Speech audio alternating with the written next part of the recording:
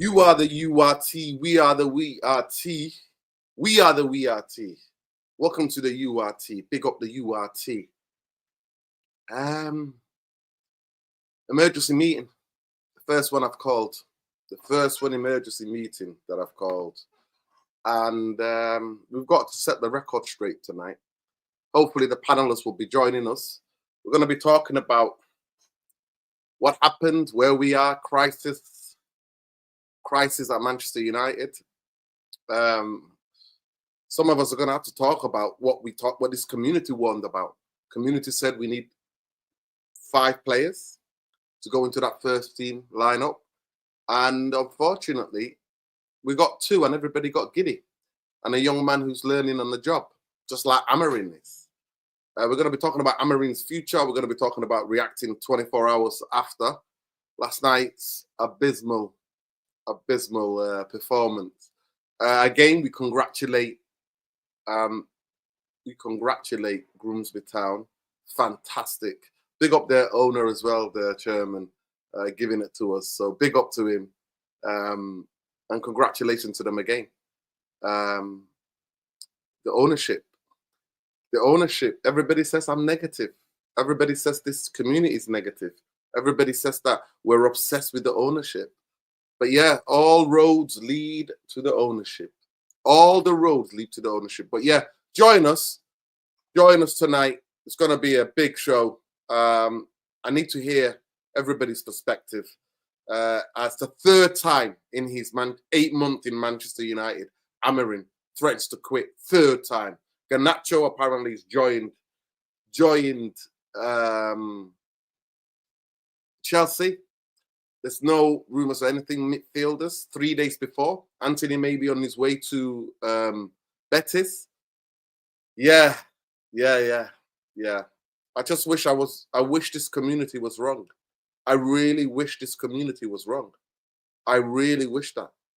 But unfortunately, everything we predict comes to light. And we cannot stop predicting because it's all there. People are blind to it, but it's all there. But yeah, we've got a fantastic show for you tonight, Therapy Army.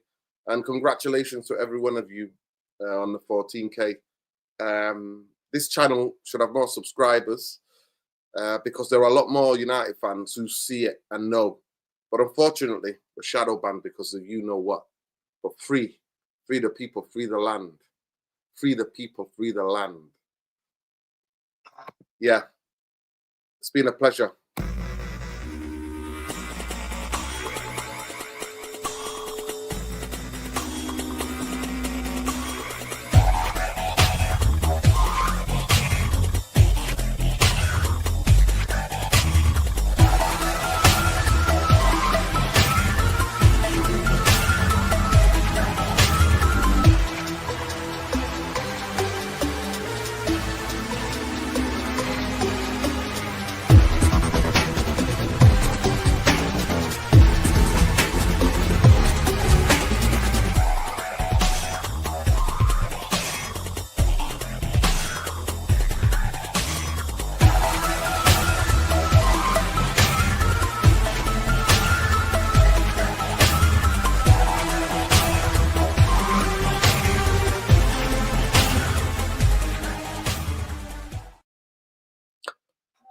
Good evening. Big up to the URT.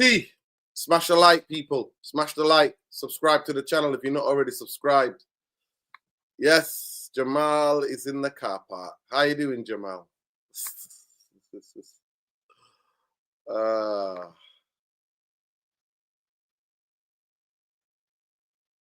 Yeah. Jamie, bless them. Big up Saeed for kicking you out. So funny. we all we could do is laugh. Yeah, I mean I couldn't control laughing last night. Big up to Saeed. I hope he's doing well. Listen, Saeed loves United, people.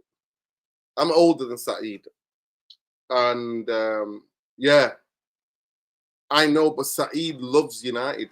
People think he's acting. I really don't. I genuinely don't think some of you guys know. Saeed's not acting.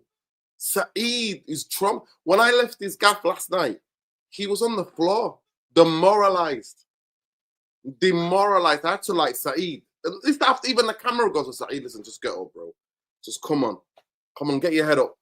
Get your head up. It's just like this club. This club, what this club? It's what this club's doing to a lot of people. Big up to every one of you. Please smash a like on the video, subscribe to the channel if you're not already subscribed. I don't know where we go from here, people, but we know where we go. But the fan base is too cowardly. It's too cowardly. And like it says on the tin, we basically need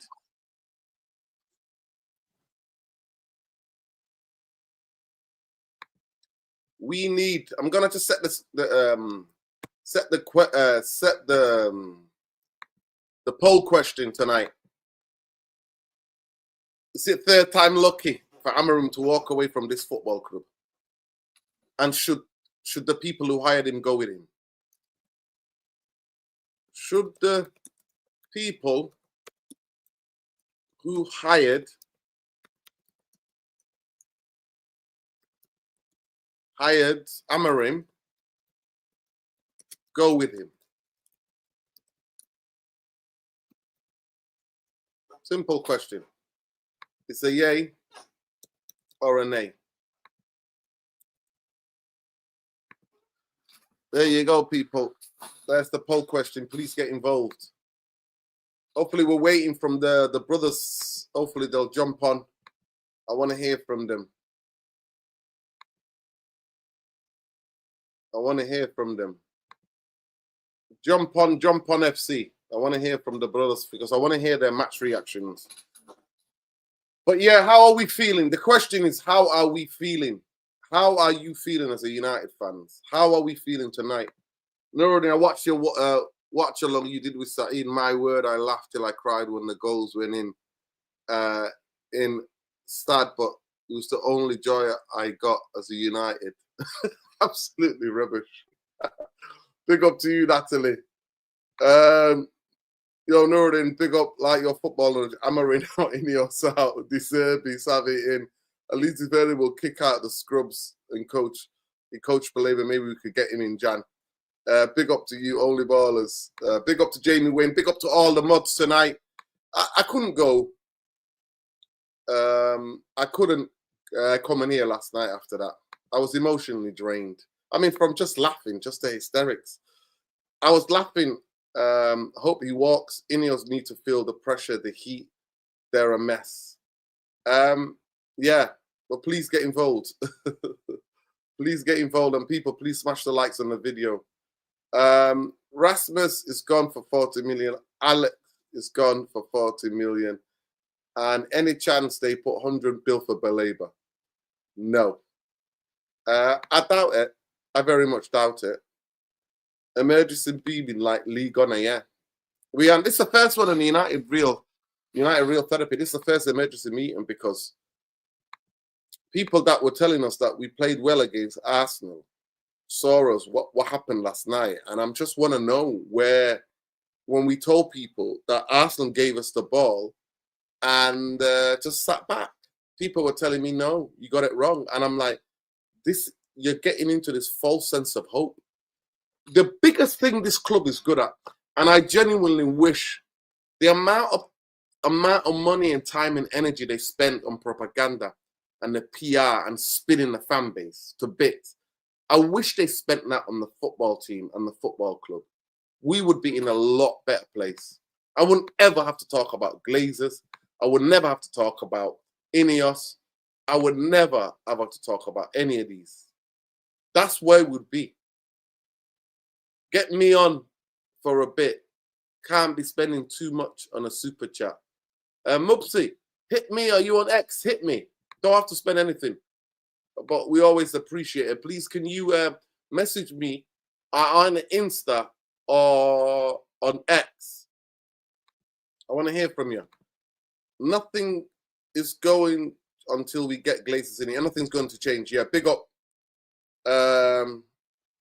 Romano, big up to you. I subscribed notifications or not notify when you're live. Yeah, because we're shadow banned. This is what happens when you're shadow banned because we refuse to lose our humanity and refuse to ignore the ongoing Holocaust and genocide of the Palestinians, the starvation, the killing of journalists, the killing of everybody. We refuse to do that. And we refuse to cower to Zionism. We refuse to do that. So we are being punished by Google and YouTube. I don't know, honestly, it's an appeal to Tom. Tom, if you're out there, please come back, man. We need to have a word with you. He was the only man that wanted Amorim. On Amorim, he doesn't understand his own system. The opposition know better than him, so they can exploit it. He can't just adjust tactics for like weird loner sat on the back bench. Yeah, he's not a weird loner. He's just having a look, but it is what it is. The Scrubs Ineos proactive, reactive PR crap. Yes. Big up Lesso. We've got our first panelist. Big up Lesso. Lesso is here, people. Please smash a like for Lesso. Lesso, how you doing, brother? I'm all good. Can you hear me? I can hear you clearly. You well? I'm all good. It's just that it's cold and yeah, it's supposed to be winter at the moment. Big up to everyone. Smash the like button. I think we lost Noridine there for a little while, but yeah, it's been it's been a little bit warmer. I think springtime is coming around and yeah, we've made it through the cold in one piece. So yeah, big up to everyone.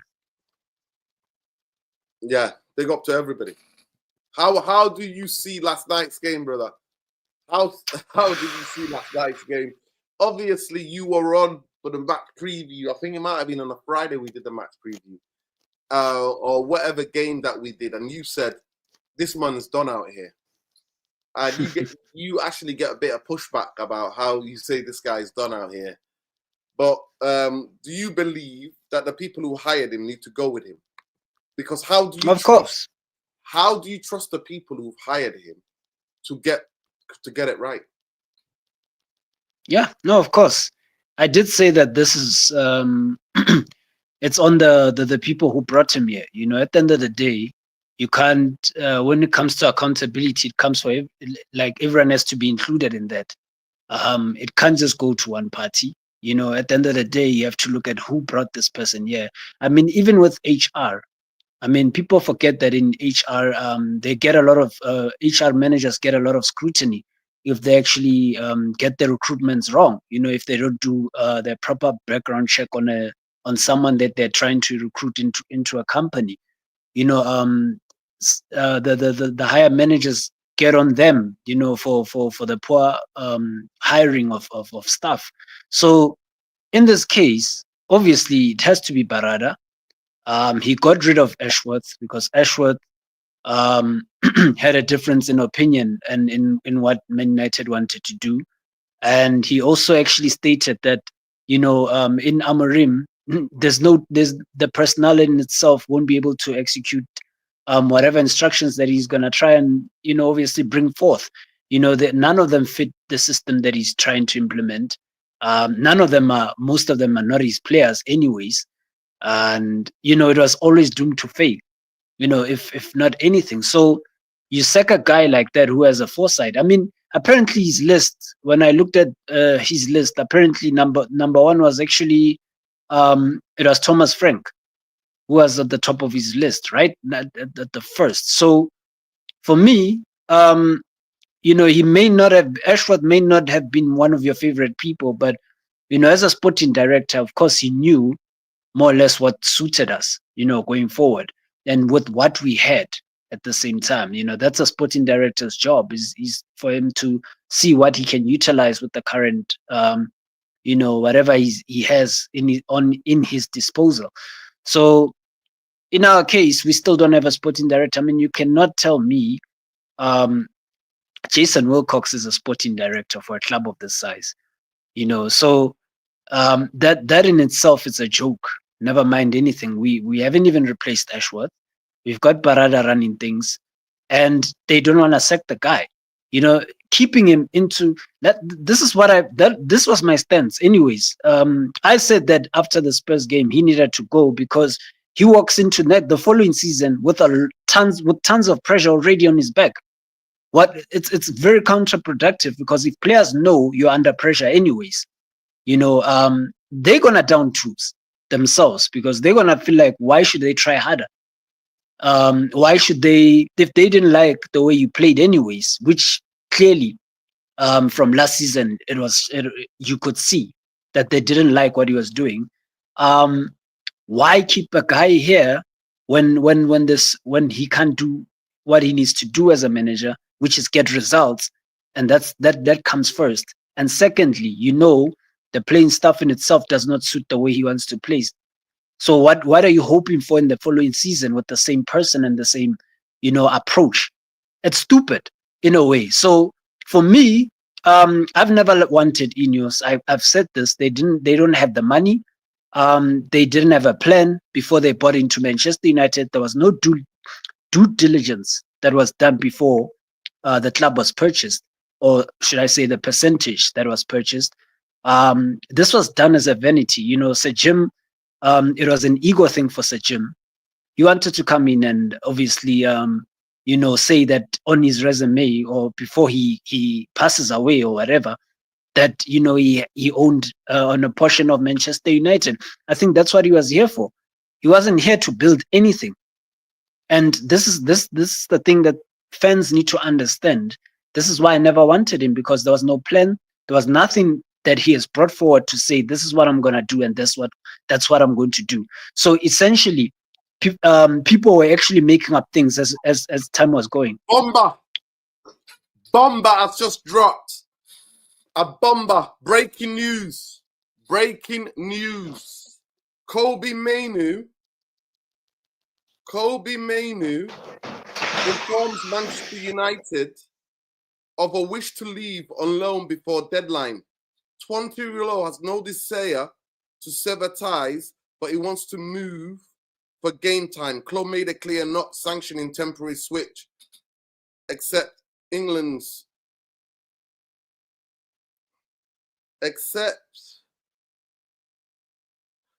English internationals fight for a place. So Kobe Mainu has asked the club to move on loan. Man. Has asked the club to move on loan. Has asked the club for a move on loan. He has no desire to sever ties, but he wants to make a move to get game time. Makes sense. And, I think he's doing it because he knows, in the sense that the manager may be gone. But he won't last the season. Basically. The club has rejected it. And said he has to fight for his place. This is BS. Honestly, it's poor management, and we're now keeping a player who's unhappy here. So for me, it's only going to end in tears now. If the players themselves are already unhappy, so you're keeping one more player who's unhappy, essentially. So it is what it is. Even with Bruno Fernandes, people forget this. The guy probably wanted to move, because there's no way you're telling me it took him that long to decide that he wants to stay here. The guy wanted to go. So it's the football club in itself that was like, oh no, we're going to put all pressure on him because we don't want to be, we're scared of the fans saying that we the ones who got rid of him. So yeah, we've got cowards. We've got cowards of upstairs who don't want to take accountability. So essentially, man, I've checked out of this football club. I told you guys. Big up to Luwani. Hey, big up my brothers. Big up Nerdy. Hello, Luwani. Hey. How everybody? You doing? Good. How are you guys doing? Well, we're doing well. You, brother. I hope the family are well. I hope you're well. This community, we predict a lot of things. We talk about a lot of things. We get accused of being negative all of the time. We get accused of being one-trick ponies. We get accused of all sorts of things as a community, but we wish that a lot of the things we predict didn't come true. Our record is undeniable. Ruben Amorim, with you, with Lesso, with Sean, with Bombaye, we have sat here on this space and we have again and again said, basically, if you're gonna back him properly. Don't do a mini rebuild. You can't be half pregnant. You can't be mini pregnant. You are pregnant. So if you're doing a rebuild, if you're backing a coach, you have to back him with at least 5 starting lineup players. What we saw last night was one of the most worrying things I've ever seen. English fourth tier, 50 odd places in between Manchester United and Grimsby Town in the English pyramid, football pyramid. And for 50 to 60 minutes, they bopped us off the football park. I'm talking about bopped from left, right, and centre. The question, community question is if Amorim, for the third time, made the threat to walk away from this football club. Do you have any faith in the people who hired him to get it right? I don't know, Nordin. I don't know what to tell you because um, last week we were having an argument about the thing that we should the blame that we should assign to the board and versus the blame that we should assign to Amorim.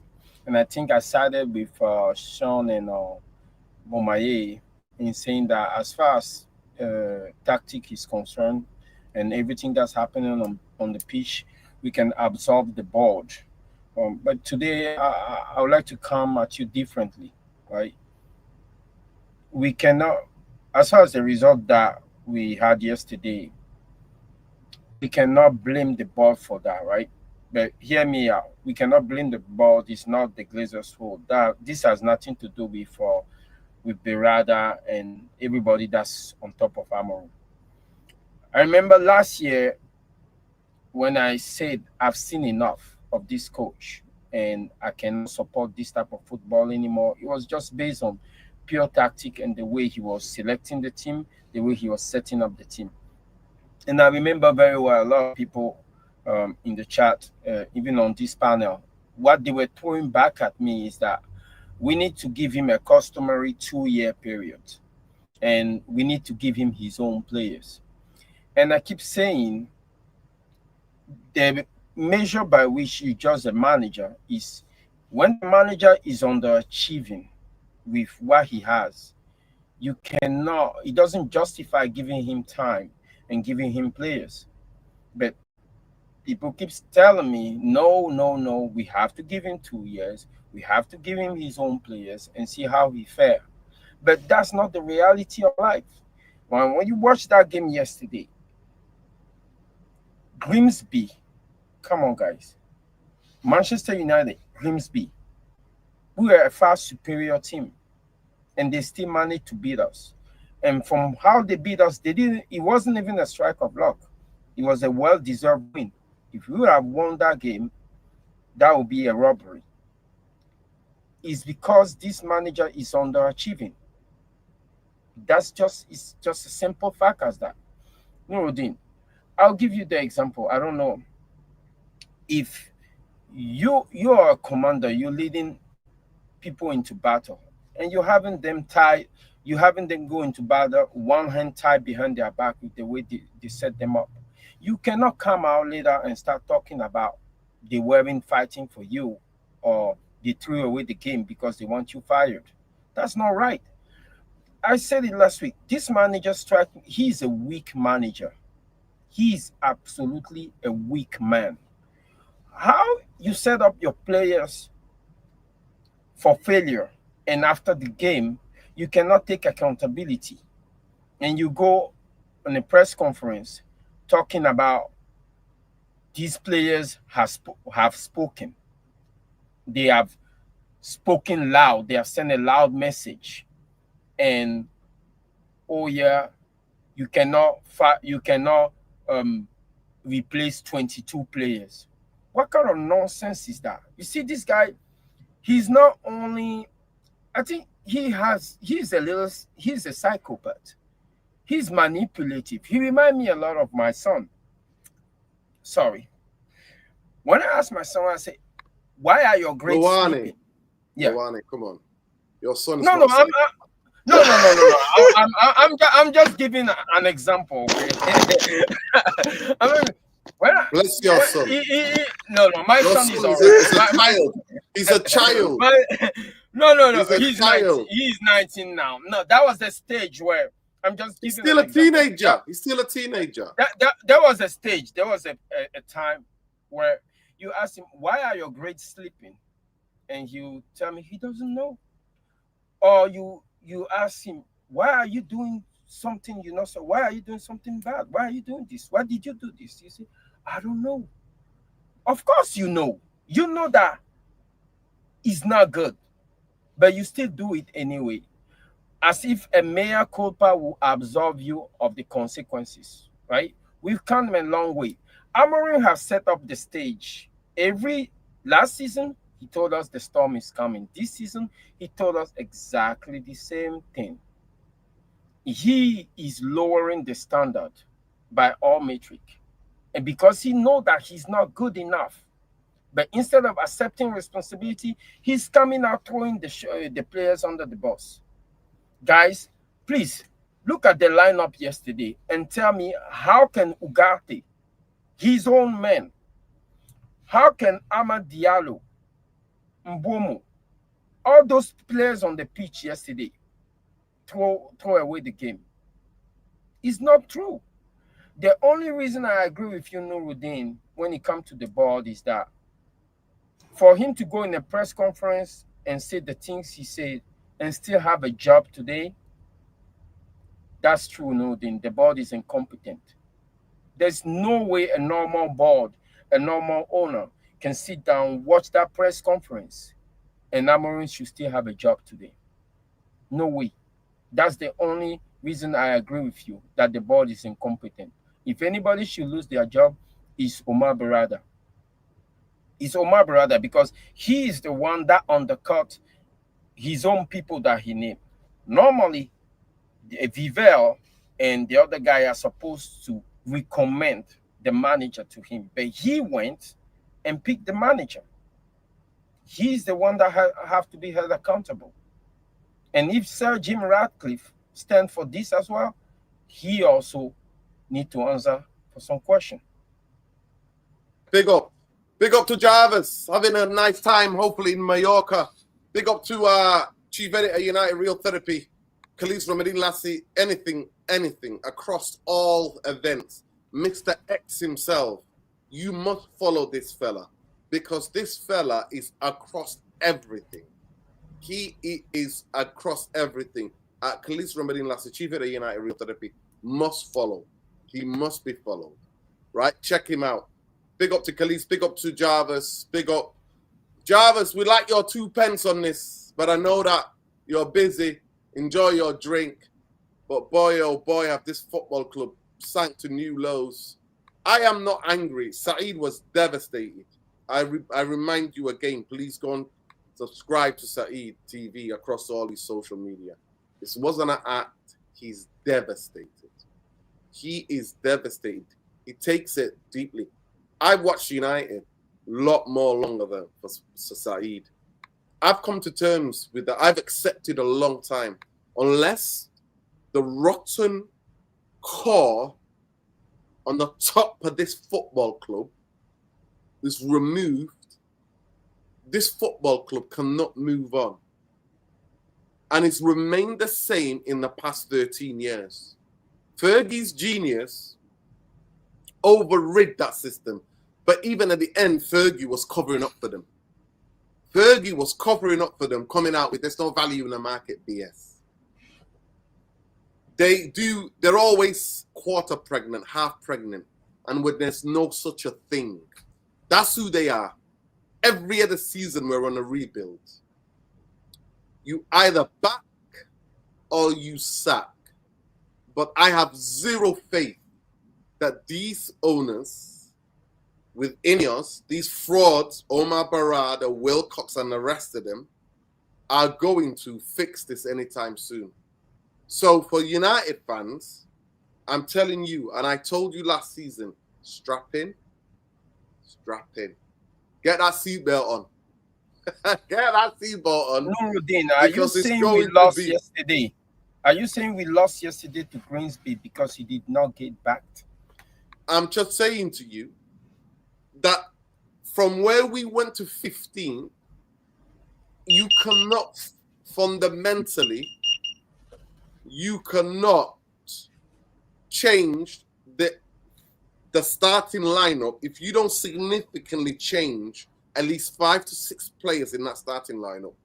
You're not going to get people who have the energy, the mental freshness to be able to take on the challenge, which is Manchester United. Now, I agree with you. Manchester United's under 18s should be giving Grimsby Town a game. But unfortunately, football does not work like that. Because when there are scars, when there is misery, when things are going wrong on the football pitch, the levels of confidence drop onto the ground. And when players who repeatedly tell you they're not good enough are on the football pitch, and the ones, majority of the players at this football club were there and played last season to take Manchester United to 15. The scars are there. And when they get anything, put on any sort of pressure, mentally fragile. Now, let it be told, there were some decent performances last night. I actually think Kobe needs to leave, but I thought Kobe was the bright spot last night. I thought he gave the ball away about 3 to 4 times. I think that's not bad in a game like this, his first game of the season. But breaking through the lines, carrying the ball, I thought he did a lot of good things. But we huffed and puffed. Let me finish, Ronnie. We huffed and puffed when it was too late. And even if we would have won on penalties, it still would have been an embarrassment. I still would have called for emergency meeting. But unfortunately, the emergency meeting is only half. Mumbai cannot be here. Mundo cannot be here. And Sean, wherever he is, most likely working or traveling, cannot be here. So it's just like it is. Mini rebuild is a mini emergency going on at URT. We are here. But yeah, talk to me, Lord. I'm going to mute. Nuruddin, I'm sorry, but the result yesterday, this has nothing to do with the state of mind of our players. Within two transfer window, it's almost like we have a brand new team. We have at least 7 new additions in the past 10 new additions in the past 2 years. So these are brand new players coming from brand new club with different set of mentality. I mean, are you telling me that within 2 years this club has corrupted them? No, this result that we got yesterday is 100% due to the manager. A team is just a reflection of the manager that's conducting everything. My friends, I just want to people say, think that big up to ITN, please. If nobody's been abusive, please, we welcome every opinion on this channel. As long as you're not being abusive to the to all of the mods, ITN, you are allowed to have voice your opinion and to fundamentally disagree with everything we're saying. Luwani, I'm not saying last night was on the signings. I'm saying to you the season so far is on the signings. And we told a lot of people that Cunha and Mbeumo are not superheroes. Football is not 2 against 2. Football is 10 outfield players and a goalkeeper. And unfortunately, 5 or 6 mentally fresh footballers that we needed because of the system was not there. This manager is yet again threatening. And by the way, something dropped, but I'm going to let Luwani go and I'm going to bring to you. The club have briefed Simon Stone, the BBC Simon Stone, and they are backing Amorim. They're basically telling him he cannot go anywhere. Nuruddin, how much money do you need to spend to make a system functional? We have been on record here since last year saying that the issue with the system is not just the player profile. The issue with the system is not battle tested in the Premier League. Nobody else plays it in the Premier League except for Glasner, and he deploys it a different way. And Glasner, excuse me, he played the same system as us. He does very well, but he doesn't need. They didn't spend as much money as we want to spend on our team on Crystal Palace. So why is that manager doing well with his team as he's constituted? And we all need to buy suddenly superhero player at every position to make this system function. What I'm asking from this manager, you see, this manager, he's a little crazy, you know. I've lost all kind of respect for him. As a manager, when you setting your team up, you're responsible for a squad of 22 brave young men that will go on the pitch, play for you, give you the benefit of the doubt at the beginning because you knew. It's your job to set them up properly for success. That means that if your plan is not working, you have to be able to make adjustments. And his adjustment, everything he touched goes to ashes. Yesterday, when these players tried to win the game for him in the final minute and managed to salvage a draw, he is right there on the touchline watching this whole thing unfold. The first thing that's supposed to come to your mind is that Onana is not good at penalty. And if you turn out we're going to penalty, I'm going to use my third substitution to take the keeper out and put Bayende. Give us a chance to win the game, even that he couldn't do. I am not going to get up and put everything on the players. I'm not going to get up and put anything on the board. The reason why I'm pointing at the board right now is because he still have a job. Any Abramovich will not stand for this bullshit. And it's too early to declare that the players are throwing away the game. It's too early in the season. There's so much to play for. And every losses reflect, especially a loss like this, reflect badly on the players as well. You think the players are walking around town proud of themselves because they lost to Grimsby? No, they don't. This is also a stain on their career as well. So anybody out there that suggests that the players threw away the game because they want Amorim to get fired, but this is just you twisting yourself in a prestel to make excuse for this manager who's not only incompetent, he lacks self-awareness, and he's an absolute, he's eccentric to a certain level. You have to take a certain level of fool to throw away the career of 22 players and go in a press conference and start saying, you know, I will accept it from a fan if a fan have to come out and say, oh, you know, maybe the players throw the game, because we fans, we think like that sometimes. But for a manager to go in a press conference, you're a professional manager, to go in a press conference, start talking about your players throwing you under the bus. It's almost like he wants the fans to hate the players. He wants the fans to go after the player. How about you? How about you take some responsibility? He is a weak man, bro. He take a different level of weak man to sit on the sideline, and you can't even watch penalty kick that your players are taking. Yo, I've never seen that before. Never. This guy's he's special. He's a special kind of fool, and he need to go. Yeah, definitely. And even with Grimsby, I mean, guys, we forget that apparently some of the players are part-time footballers. You know, some of them apparently are plumbers, and then, you know, and apparently, you know, another one is a firefighter. Guys, you're a professional footballer at the end of the day. You know, as a manager who loses to a team like that, I mean, it's a sackable offense anywhere else except here, apparently. So Manchester United is just built differently. I mean, right now, I mean, why on earth would they, you know, decide to keep the guy? For what? For what reason? Are they trying to save money? It wouldn't make any difference to sack him now, and then you're gonna sack him a month later. You essentially gonna lose 100 million because you're not making European football.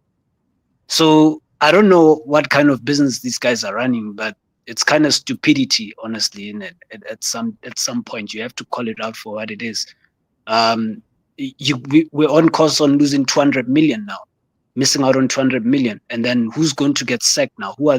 Who's gonna make up that deficiency?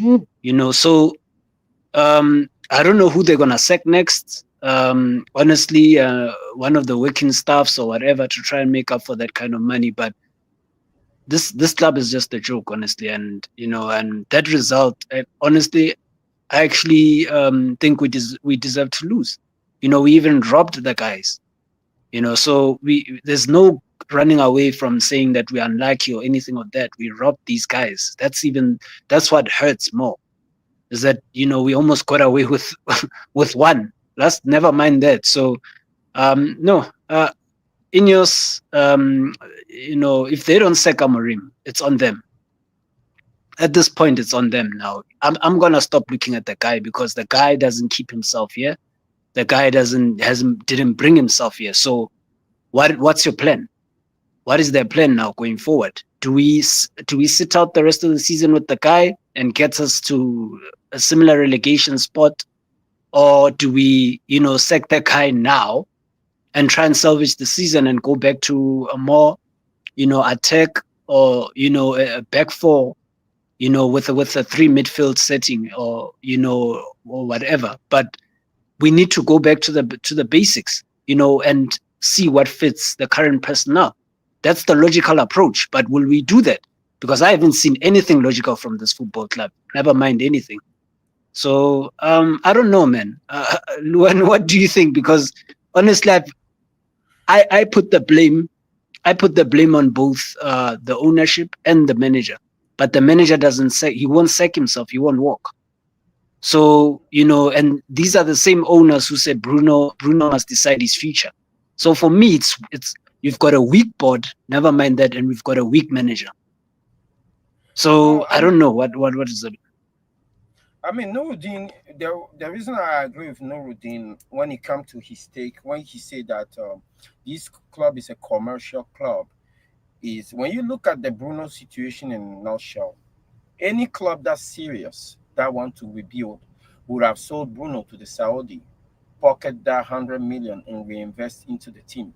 But it looked like, from what Nuruddin said, this board is focused on balancing the commercial aspect of the things and bringing in revenue and what is good for the club.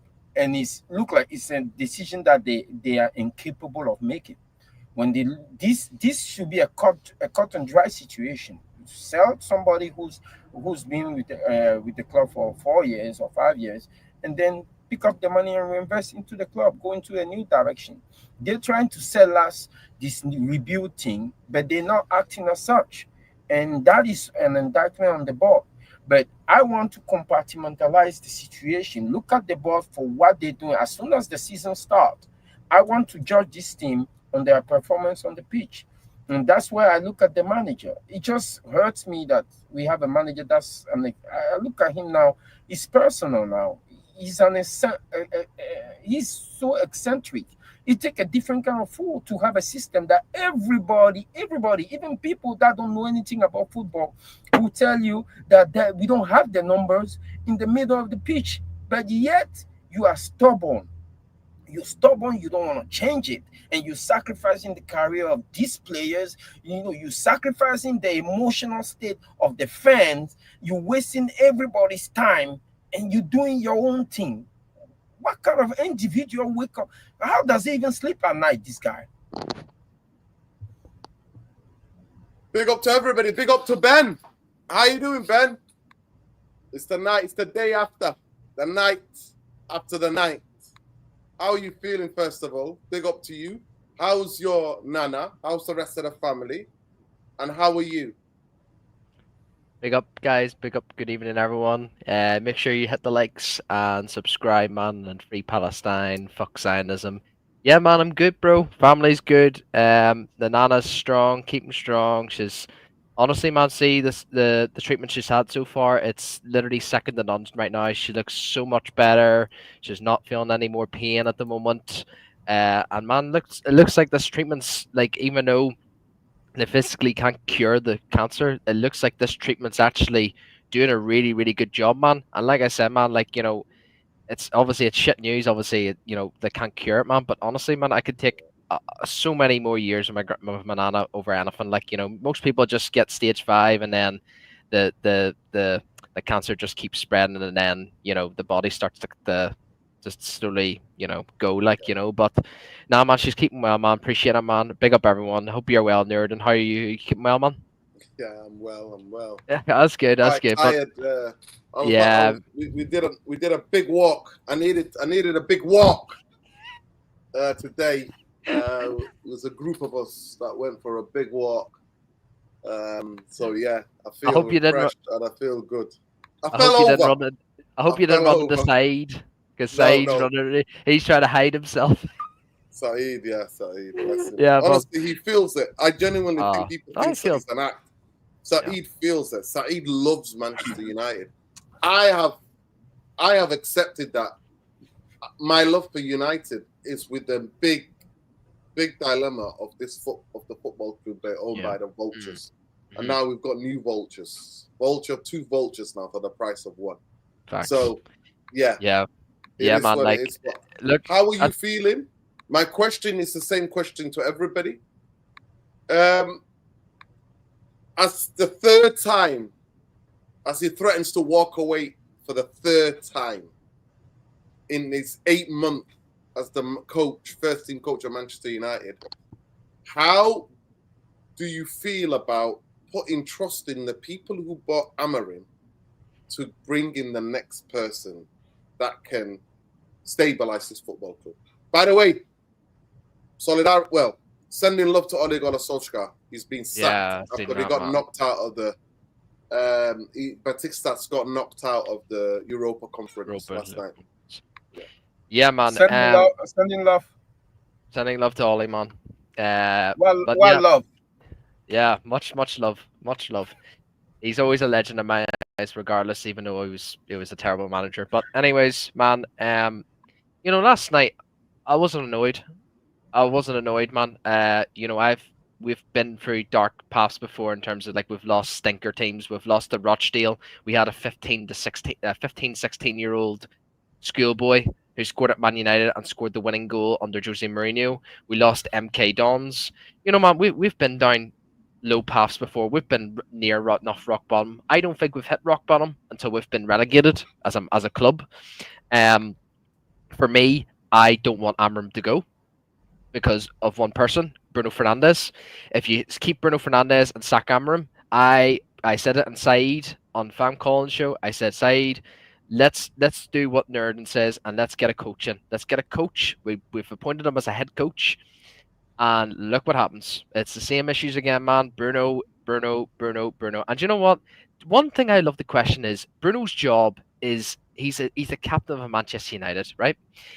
The player's mentality ever since Bruno got the captaincy, it's been rock bottom. No one can smile. No one's smiling on the pitch. No one's high-fiving. There's no one. The mentality is so low, and that's down to the manager as well. But it's the captain too. The captain is there on his job's on the pitch and on the training ground to put an arm around everyone's shoulder and say, "Look, guys, you need to do this. You need to do that. I need to show you. I need to show like." Give something to the badge. I'm the captain. I need you to give something, play for the badge. But no, he's just moaning, man. And it just, at the end of the day, man, like, there's so many big issues at this football club, and Bruno Fernandes is a massive issue at this football club, man. Probably below the Glazers and the Ineos, man. And you know what I said, nerd, and like, the 1958. They cancelled a protest because they heard about the Baleba news. Honestly, man, stick to the plan. If you're an organization, stick to the fucking plan. It's been 20 fucking years since the Glazers have been here, and they just listen to the fan base. Who gives a fuck about the fan base? Stick to your plan, organize these protests, and get it fucking done, man. It's just getting a joke at this rate, man. And I can't. Do you know what? I seen that Amorim's interview. He looked like he broke down. You could literally see tears under his eyelids. At the end of the day, man, the fact that for him to call out his players, people can see it two ways. People say, "Who the fuck do you think you are?" You're basically calling your teammate, your team out by saying that they don't back you. But you know what, man? Do you know what? Ten Hag didn't do that. Ollie didn't do that. Van Gaal didn't do that. Jose didn't do that. Amram's the only person that's ever called out this team as they're just not. They're basically not. Trusting me. And you know what? If you lose that, then you have to walk. You do have to go because it's out there. But at the end of the day, man, I can't let I physically fucking can't put it all down to the manager, that Grimsby. At the end of the day, you have to show individual brilliance at Grimsby. Come on, man. It's embarrassing. The fact that we should have, come on, it's mental, man. And what's crazy? The Northern Irish goalkeeper, he's from East Belfast, and he's on the reserves of the Northern Ireland national team. How embarrassing is that, man? How embarrassing is that? Do you know what it is, man? It's just I just can't blame. At this moment in time, a lot of people are gonna say, "Oh, get Amorim out." We're gonna Ineos they're gonna cook. It's a 10 out of 10 window. I watch the Mandem talk, and there's so many people in that Mandem talk that say it's a 10 out of 10 window. And I'm not gonna say names. I'm not, but this is just where we're at, people. Musa said, "Big up to Musa. We are concussed fan base. We always will be a concussed fan base. We've been concussed fan base for 20 fucking years, man. People just need to wake up. It can't always just be the manager. Yes, Amorim is our worst manager in history, but there's a pattern here. He actually brought up. I don't know where I can actually read body language. You can actually see he actually brought up the culture of the club. He actually, the audacity to him to he actually brought up the culture of the club. People might not obviously understand it because people might be dyslexic like myself, but I kind of understood him a wee bit. I was like, oh my god, he actually brought up the culture, which is a good positive. This is what we want to hear, but we're just not going to get anywhere if the fans just don't act, man. It's God love Saeed, man. He wanted to sell a season ticket, bro. I've been waiting for my season ticket for 15 years, man. I would have snatched his hand off him, but at the same time, I then said to myself, why should I do that? Because we're not going to get any better until we get rid of these fucking vultures, bro. And a lot of people aren't going to be agreeing with me with that. They're just going to say, Amorim's a joke. He needs to go. We're going to bring in Areola and Zaghi. Listen, we're not going to get anywhere with especially with Bruno Fernandes in the team. If we get rid of Bruno Fernandes, I'm all for Amorim gone. Amorim needs to go. I don't trust any of us bringing in the next guy because there's too much hype with this Jason Wilcox. Everyone's all about the, Mr. Potato Head. The thing is, Nerdin, Mr. Potato Head doesn't bring in the manager. It's Wilcox. Mr. Potato Head's in charge of sponsorships, Adidas deals, all this shit. It's Mr. Wilcox who's the guy. So why are we putting blame on Mr. Potato Head? It just doesn't make any sense, man. For me, though, Mr. Potato Head is the guy who bought this guy. The Mr. Potato Head is the one that Box stops with. He's the CEO of Manchester United. Mr. Potato Head is the guy who sacked Dan Ashworth.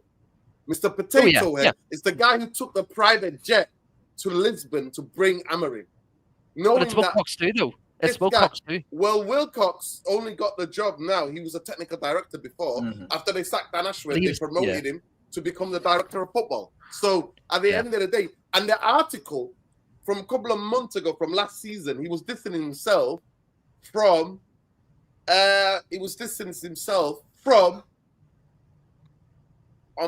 Amorim, which is really interesting. So we're going to look at it. Big up, people. Please, let's get to 200 likes SAP. Let me just have a look at the poll.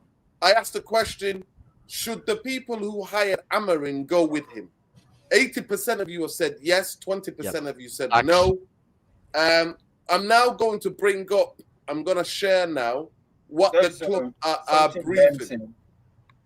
Big up to police somebody last achieved at United Real Therapy, by the way. Big up, Windy. Windy saying, tell me if he considers that Ollie was just fired by a Turkish team. Crazy, bro. I gotta say, Windy loves Ole Gunnar Solskjaer, obviously.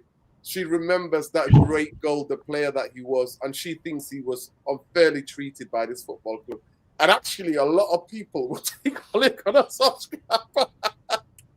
right now after Mad, some of the mad. most horrendous football results. The 5-0 I sat through. That day I walked out of the stadium and I sang my heart out. But I don't think so. I genuinely don't think so. I think he got hoodwinked. Ollie as a coach, I do not want, because he started coming out and protecting the Glazers. And that for me is a line you cannot cross. Red That's flag. the line that you cannot cross. But as a player, he will forever be in my heart. 100%, bro. Forever. He scored the greatest, my most happiest moment supporting Manchester United was that goal in '99. Can I just ask And the many panel? of the goals that he's scored. Ben says something that I wanted to bring up. Ben, you said that his press conference can be taken two ways. Two sides. I cannot disagree. I cannot disagree with that. The reason I disagree with that is that when you do a press conference like that, it's a hill of no return. You know, when you have an issue with your players, as a man, there is a code in the locker room. You can gather all your players in the locker room, the seniors, and speak to them, look into their eyes and tell them, you guys, what will it take for you guys to trust me? What's going on? Talk to me. But going in a presser and telling everybody, the journalists, you know they're going to twist it a way or another. And essentially telling them that these players are not playing for me. That's you not accepting responsibility for your tactic. That's you not accepting responsibility for your man management. That's you literally deflecting. You're trying to set up the players against the fans. That is too easy of an out. As a player, if I hear my manager, you think these players don't go home, talk to their friends and other players that play in the league? As a player, if I go home, I see my manager. I watch the game back. I see my manager on the touchline doing the penalty with his head in his hand, not even watching. And I watch the press conference, and he's saying that we threw the game. No, we have a problem, man. We have a serious problem. Luana, you're not thinking the bigger picture. If I'm a player of Manchester United, right? I'm a player of Manchester United because obviously Amorim just basically came in that dressing room and he is in tears. You can literally see day and night he's in tears, right? If I'm in that dressing room and my manager is literally giving off, right? And we lost to Grimsby Town. None of them United players, even the new signings, can hold their fucking selves up high. Every single one of them didn't play for the fucking badge, right? Let's just get that out of the way, right? And another thing, if I am, say, a Delete, if I'm a Bruno, if I'm Casemiro, if I'm, fucking Mbumo, Onana, 3/4, even 90% of the team, right? If I'm sat there on 150 bags a week, right, that is insane money. If I'm sitting there and I'm at the biggest football club in the fucking world at this moment in time, because it gets talked too much in the media and all around the world, I'm literally saying, do you know what? They're not going to get rid of me. Any of us aren't going to get rid of me. Let's throw another manager on the bus. I can't be arsed with this shit, man. We lost to Grimsby Town. I can't be arsed, bro. I'm safe, man. The most important thing is, Luani, it's the final few days of the window, and they put that performance in. The audacity to put that performance in. Nah. See, that's the Sean, wait, hang on, wait, let me finish. No, Sean, That's called a tact. If I'm a Man United player and I'm fucking awful, if the whole fan base want me out, right, and I play against Grimsby and we lose the game, right, and I'm sitting on 200 bags a week, I put on a shit performance, I'm gonna try my absolute best to throw the fucking manager under the bus. Why? Because I'm on 200 bags a week. I'm trying to say no, it's your fault, your shit tactics. But this is why I said it's two sides of the argument, Luani. He's to blame as well, because at the end of the day, you're meant to be the coach. You're meant to be coaching these guys. You're basically trying to improve them, trying to make them believe your system. So, like I said, that's why I sit on it can be both ways, Luani. With that, yeah, Ben. When you look at the situation, right? Why does he? 1 minute, Luani. Please, Luani. 1 minute. Hold that thought. Big up to Khalif Remedy last season. On top of it all on X. Wow. Tonight, the breaking news tonight is that Kobe Mainoo has asked for a loan. Manchester United have slapped it down and said no, he's not for sale for permanent or on loan. because he's looking at his future England career and specifically in the World Cup year. He wants to. We say free Kobe Mainoo. We made the video the other day, and he actually one of the only players that I could say could hold his head up last night. I genuinely believe that. He was the only one of the bright sparks of last night. Still, Ollie won't come back to the permanent manager. Ollie wants to be in the front office. He's already said his biggest interest is building the foundation. If the information you just said that Kobe Mino asked for a loan and he was denied by United is true, that means that Amorim is a goner. That means, for me, that's what it means, that they already looking past him. I don't think he make it past the international break. Now, Ben, what you said, right, about the player, for me, what does he always have to come to? How much? Big up, Sean. Welcome, Sean. How much? Why does he always? Why does he always have to come up to how much the players are making or their endeavor, or if they're playing for the badge? You play Call of Duty. You play Call of Duty, right? I'll give you an example. You have a unit.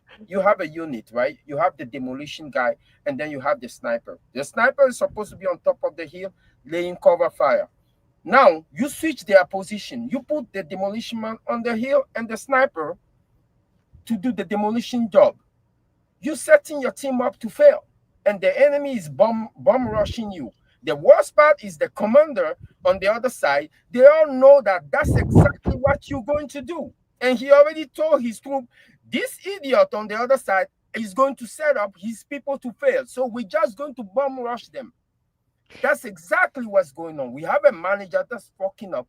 Everybody knows he's fucking up. He doesn't want to make adjustment. 100%. And he give a team like Grimsby. They come in, they set up in a 4-2-3-1. Their manager probably look at them and galvanize them, say, hey, oh, these guys out there, they are up to nothing. Their coach has no clue. Bomb rush them. Take the game to them, and you guys will win. And that's exactly what happened. I just think, in this modern day right now, money is a massive thing. Money can get to people's fucking heads quickly. And if I'm on 150 bags a week, 100 bags a week, 50, 60, Grimsby Town, the highest wage they were on was about 10 or 15k a week, man. And you know what? If we were Grimsby and the manager did that, I'd 100% agree with you, Luani. But the world is different, Luani. Money is a big thing, but I'm not disagreeing with you in terms of Amorim.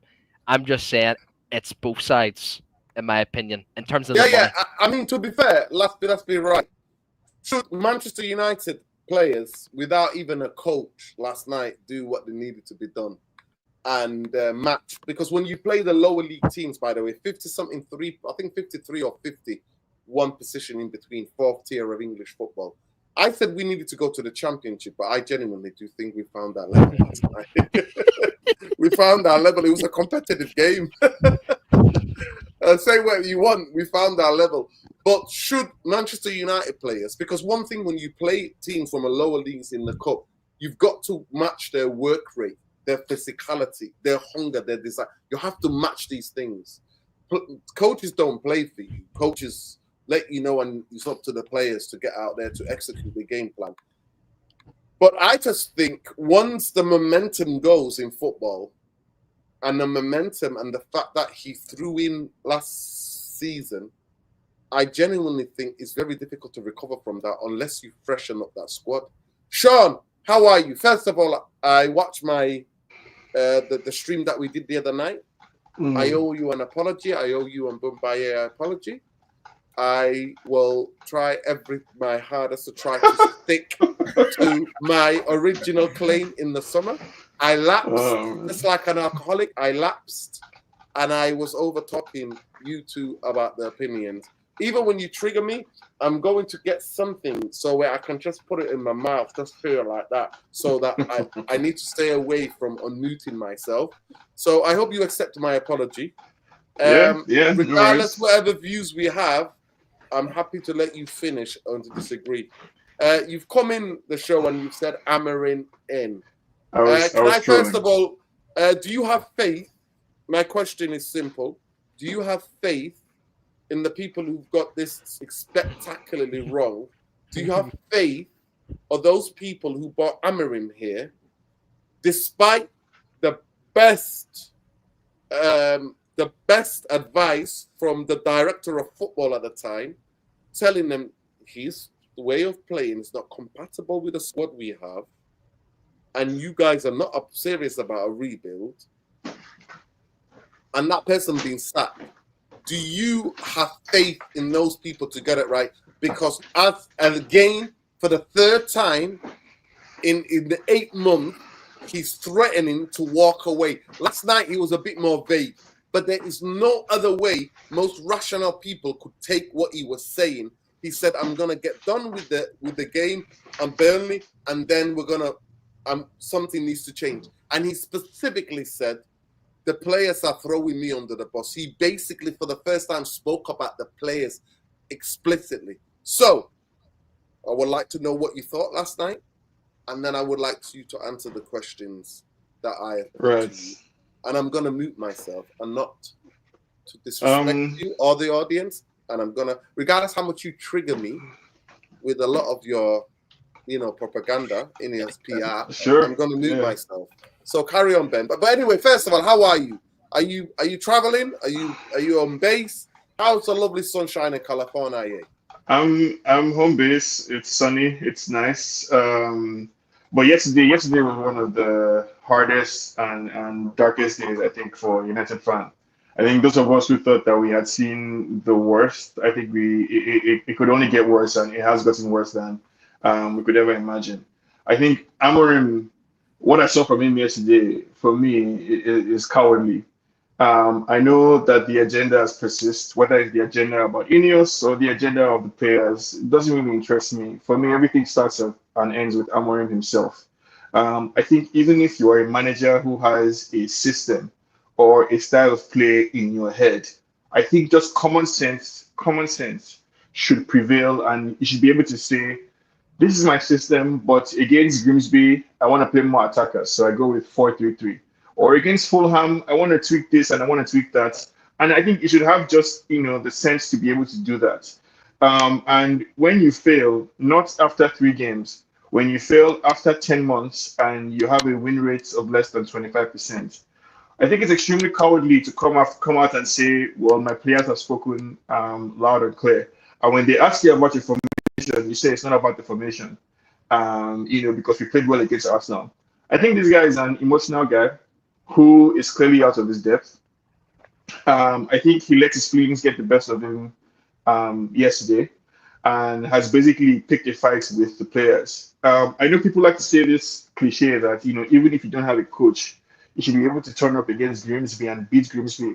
I think what I saw from this team is a team that is unhappy. Like there is a problem within that dressing room, and I think the problem comes from the top, and the top being the manager. I don't have any answers. Like I don't know what the club should do, whether to sack the manager or to back him. I don't think the agenda is like you were asking me the question you're asking me Nuruddin, about whether or not I trust Ineos to make the right decision or whatever. That's feeding into the predictable agenda that I'm talking about. My position is that each of the managers that we've had post Fergie have failed for different reasons. For different reasons, you could say the common thread was Ineos or the ownership throughout all of them, but I think that's an oversimplified, way of looking at things. Amorim is failing. Like there's no other way to look at it. And I think as a person, like as a personality, as a man, I don't think he has what it takes basically to lead United. I think he's crumbling under pressure, and he's trying to absolve himself of responsibility by making it about the players. I think he himself has failed woefully at the job that he was brought here to do, and he's trying to absolve himself of responsibility by making it seem as if the system itself is unquestionable and he can only be failed. So he cannot fail. He can only be failed by Ineos if they don't give him Baleba and the keeper and 7 other players. Or he can be failed by the players if they don't solve the further maths that's required to convert his 3-4-3 system into a coherent footballing system. He himself, Mr. Amorim, is not responsible in any way, shape, or form for the outcomes on the pitch. Basically, he can only be failed. That's nonsense. I think what he said yesterday crossed the line for me personally. and I don't mind to see him go. I think the season is still kind of early, right? It took two episodes ago, 2 shows ago, and I said if he doesn't win against Burnley and Fulham, he should be sacked. When I said it, I thought I didn't even think it was possible that we would be here, where after Fulham and Grimsby, we are actually having the conversation of the manager being sacked. So if I was advising Ineos, it would be he should not have resumed. I think what he said yesterday was it's too much. That was, I think, a line was crossed, in my opinion. A line was crossed. The manager is a coward, and he should be sacked. Sack him, hand the season over to somebody who, at least, let us get manager bounce, right? Even if we don't get to top four, whatever, let us as United fans watch our team playing well and winning games, even if we're winning games based on vibes. It's too much, right? And I think Amorim was saying yesterday, sometimes it's too much. For me also, it's too much as a fan. I've had enough. It's okay. I just want to win football matches. I don't need to be too complicated. I don't need to be a tactician. I don't need any of that shit. I just need a manager who is able to look at a game and decide if this is a game that calls for 4-3-3, play 4-3-3. If the game calls for 4-2-3-1, play 4-2-3-1. If the game calls for playing through the middle, do that. If it calls for going down the flank, do that. That's what a manager is supposed to be. Like this new idea of managers where you have your style and every single thing you have to do it your exact way, and everybody has to be robotic, and all the players have to occupy this zone or that zone, and everybody. I'm tired of all that shit. Just get me a manager who's able to look at the team, look at your position, and make the necessary calls, right? Using your sense and your experience and your intuition or whatever it is as a manager, that X factor. Use it. I don't want any style of play merchant again. I don't want any style of play merchant again. I just want a manager who has the balls basically to do what needs to be done when it needs to be done, and the intelligence to make that decision at the right time. So I don't know who that guy is. Let's take the rest of the season to find it. Sack Amorim. There's no need for him to play Burnley. As far as I'm concerned, there's no need for that Burnley match, right? Because unless Amorim is coming to apologize again for another misstatement that he made, the fifth or the seventh misstatement that he's making in his short 7-month career, unless he's coming to apologize and to basically admit that he's a failure and that he's going to try a new system, they should sack him, right? There's no need for us to continue down this charade. Sack him, right? Bring in Michael Carrick. Let's know that we're doing good vibes. Let's just have good times to the end of the season. An interim manager. Focus on getting rid of the bomb squad. I will go again. I will try again next year. But there's no future, I think, with this guy, Amorim, man. I think, as somebody who backed the manager and hoped the best, I was extremely disappointed with what I heard from him after the Grimsby game.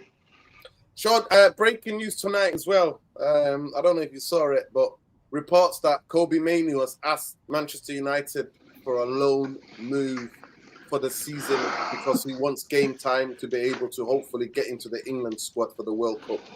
I mean, Manchester the United manager, pre-Kobe. the manager is a madman. Like that statement that he made after Fulham, where he effectively said that Kobe Mainoo has no future, right? Because he told Kobe Mainoo that the only circumstance where you can play is if Bruno is not playing. That was such a crazy thing to say. Because okay, so every time that Kobe now manages to play, does it mean that he has to score 2 goals to get in the next game, or he has to assist? What if he plays well and you don't play him again the next day? Like the manager, he doesn't have the experience, right? I think all we're seeing now is that he doesn't have what it takes.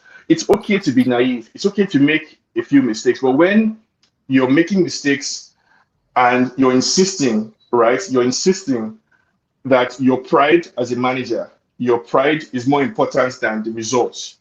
You have to go. Like there's no, you just have to go. Like it's really that simple, right? There was no reason. We started the game against Grimsby with Dalot, Dorgu, Maguire, Heaven, and Fredrickson. 5 defenders against Grimsby Town. For what? Because Amorim is playing, that's his style of play. For what? Like just do the simple things, right? That would have been a game where, all the youngsters basically get a chance to play. Or you try something different, right? Try and play 4-3-3. Just try and do something different. The ease at which I was watching an analysis of the Fulham game. So easy. You're playing too many in midfield, and you're asking. And I've been here. I've been in the position of trying to explain Amorim's system. I say, okay, give this guy some time, right? This is the idea that he wants to do. But the idea is it's not working. Like it doesn't work, right? If you want to play two midfielders and you want to have the defenders be the ones to step up, in theory, maybe in Portugal it could work. But in England, not even a fourth division team can your system work against them. And I think he has lost the faith of the players. Like he has lost the dressing room. And after this thing that he said yesterday, I don't see any way back for him. So again, I just reiterate. I wish even Garnacho, every single decision that Amorim has made, Rashford, Anthony, Garnacho, everything needs to be reevaluated, right? Because all those players that he kicked them out because they did not suit this is half baked system. So let's sack him basically like tonight. Get me whether it's Kieran McKenna, whether it's Michael Carrick, whether it's Ole Gunnar Solskjaer. Personally, I don't give a fuck because I know what I'm gonna get from those managers would be good vibes football again. I know that best case scenario they will kick a long ball, Sesko will nod it down for Cunha to trap, and maybe we can see some hope from there. I don't want to hear anything like style of play again. I don't want to hear. But yeah. Okay. You know, Let me just You know we're what? gonna go to the article, and then I want your 2 pence because this is what the club are briefing tonight. This is what the club are briefing tonight, people. I wanted to show you. This is a brief because this is with Simon Stone at the BBC. I don't know if you can see it, guys. Big up to everybody in the chat. The title is Manchester United back Amorim as Rooney says the club is broken. Okay, Wayne Rooney. Thanks for letting us know. Who broke the football club? Ask questions to Wayne Rooney. The only thing that I would kick back with you, Sean, is that my agenda and the agenda of this channel is very clear. All roads go back to the ownership and the football structure. All the roads loop back to that. And the question we asked tonight was a legitimate question. Do you trust these people who bought this guy who did not want to come in October or November, but came anyway, felt like he was bullied into coming, right? Who came and where the director of football at the time said he's not the guy Okay. from within the Let me Premier address that specifically. within the Premier League. That guy was sacked, and that is the record. But I want to listen. Please Let take me a address note. that specifically. I'm reading just real quick. Just real quick. I don't know about you guys, right? But in my personal life experience, I have experienced people who presented themselves as one way to me, but then over the course of our relationship, I realized that they are not who I thought they were. I think that's a normal occurrence in life, right? That you meet somebody, you employ them based on an understanding, and they turn out to not live up to your expectations. I think that's a normal thing. I don't think it's too much for Ineos to ask, right?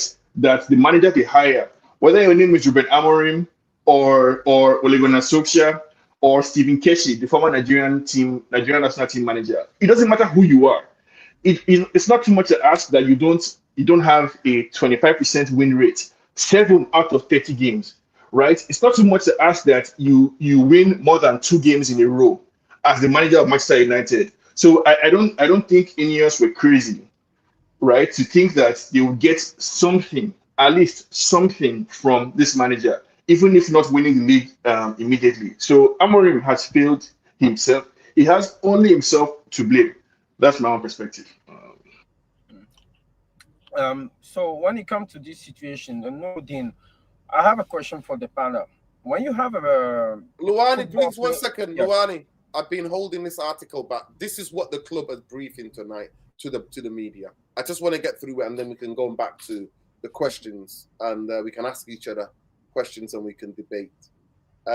I genuinely do think, Sean, what you said, I take that. I think, yes, people can sometimes, but I genuinely do think the people, there was somebody at Manchester United who said, this is a bad idea, guys, and he got the sack. Let me just get the super chat as well. Big up to Kenna Kennison. Since the end of Ellie tenure, teams have seen Manchester United as easy food. There's zero fear factor from their position. Facts. Big up to you. I appreciate the super chat. King, I hope you're well. So this is what the club are briefing tonight, people. This is what they're briefing. Manchester United coach Ruben Amorim is understood to retain the support of the club's ownership despite Wednesday's shock Carabao Cup defeat at League 2 Grimsby Town. Amorim has provoked question marks over his tenure with his own statements following the penalty shootout loss at Blondale Park before his side had come back from 2 goals down, having been outplayed for an hour. However, sources with the understanding of the situation are adamant this uncertainty does not exist from the top down. Fascinating. That's a death sentence. They say, let me highlight this bit for Sean specifically. They say it was always felt the journey being taken under Amorim will be a long one, and that the club want to avoid making short-term decisions based around couple of poor results. Right? That's the strongest. That's the strongest argument in defense of Amorim, right? That it's going to take time. But the only way that works out. Okay, sorry. No. Finish your sentence. No, I was going to say the only way that works out, because they say that in relationships sometimes you have fights, you fall out, right? And it depends on your objective. In marriage counseling, they tell us if you're fighting with your wife, as long as you're coming from a position where nobody's trying to be right, you're both in it together. So I'm hoping that after that game against Grimsby, they lock themselves in a room and they could have really honest conversations with each other, where the players can tell Amorim, Mr. Amorim, your formation is shit, right? We don't have to play 5 defenders. And Mr. Amorim can confess to himself and be like, you know what, Onana, you two, you're shit. And Onana can be like, well, fuck you, Maguire, and back and forth like that. And they could come out of that meeting refreshed, honest, and on the same page as a team. That could work, right? Okay. If they're able to come out here, if they're able to work together, have the fights, come out on the other side, yes, maybe it could work. But I don't think football clubs or football teams have that. That is the 90s, late 90s or early 90s, or even everything that used to be before that, where players and managers and staff used to get into each other and then go, right, we need to clear the air and look forward. United have backed Amorim by spending 200 million on attacking players this summer, while negotiations are likely to end with Alexandro Garnacho, Anthony, and Rasmus Højlund joining Chelsea, Real Betis, and Napoli, respectively, are continuing. Let me read that bit again, because this is a weird sentence or paragraph. United have backed Amorim by spending 200 million on attacking players this summer, while negotiations likely to end with Garnacho, Anthony, and Rasmus Højlund joining Chelsea, like Garnacho, Real Betis, Anthony, and Napoli for Rasmus are continuing. The club, this is the most fascinating, interesting thing. The club are mindful that in the summer of 2024, they backed Erik ten Hag with similar transfer budget, only to sack the Dutchman before the end of October.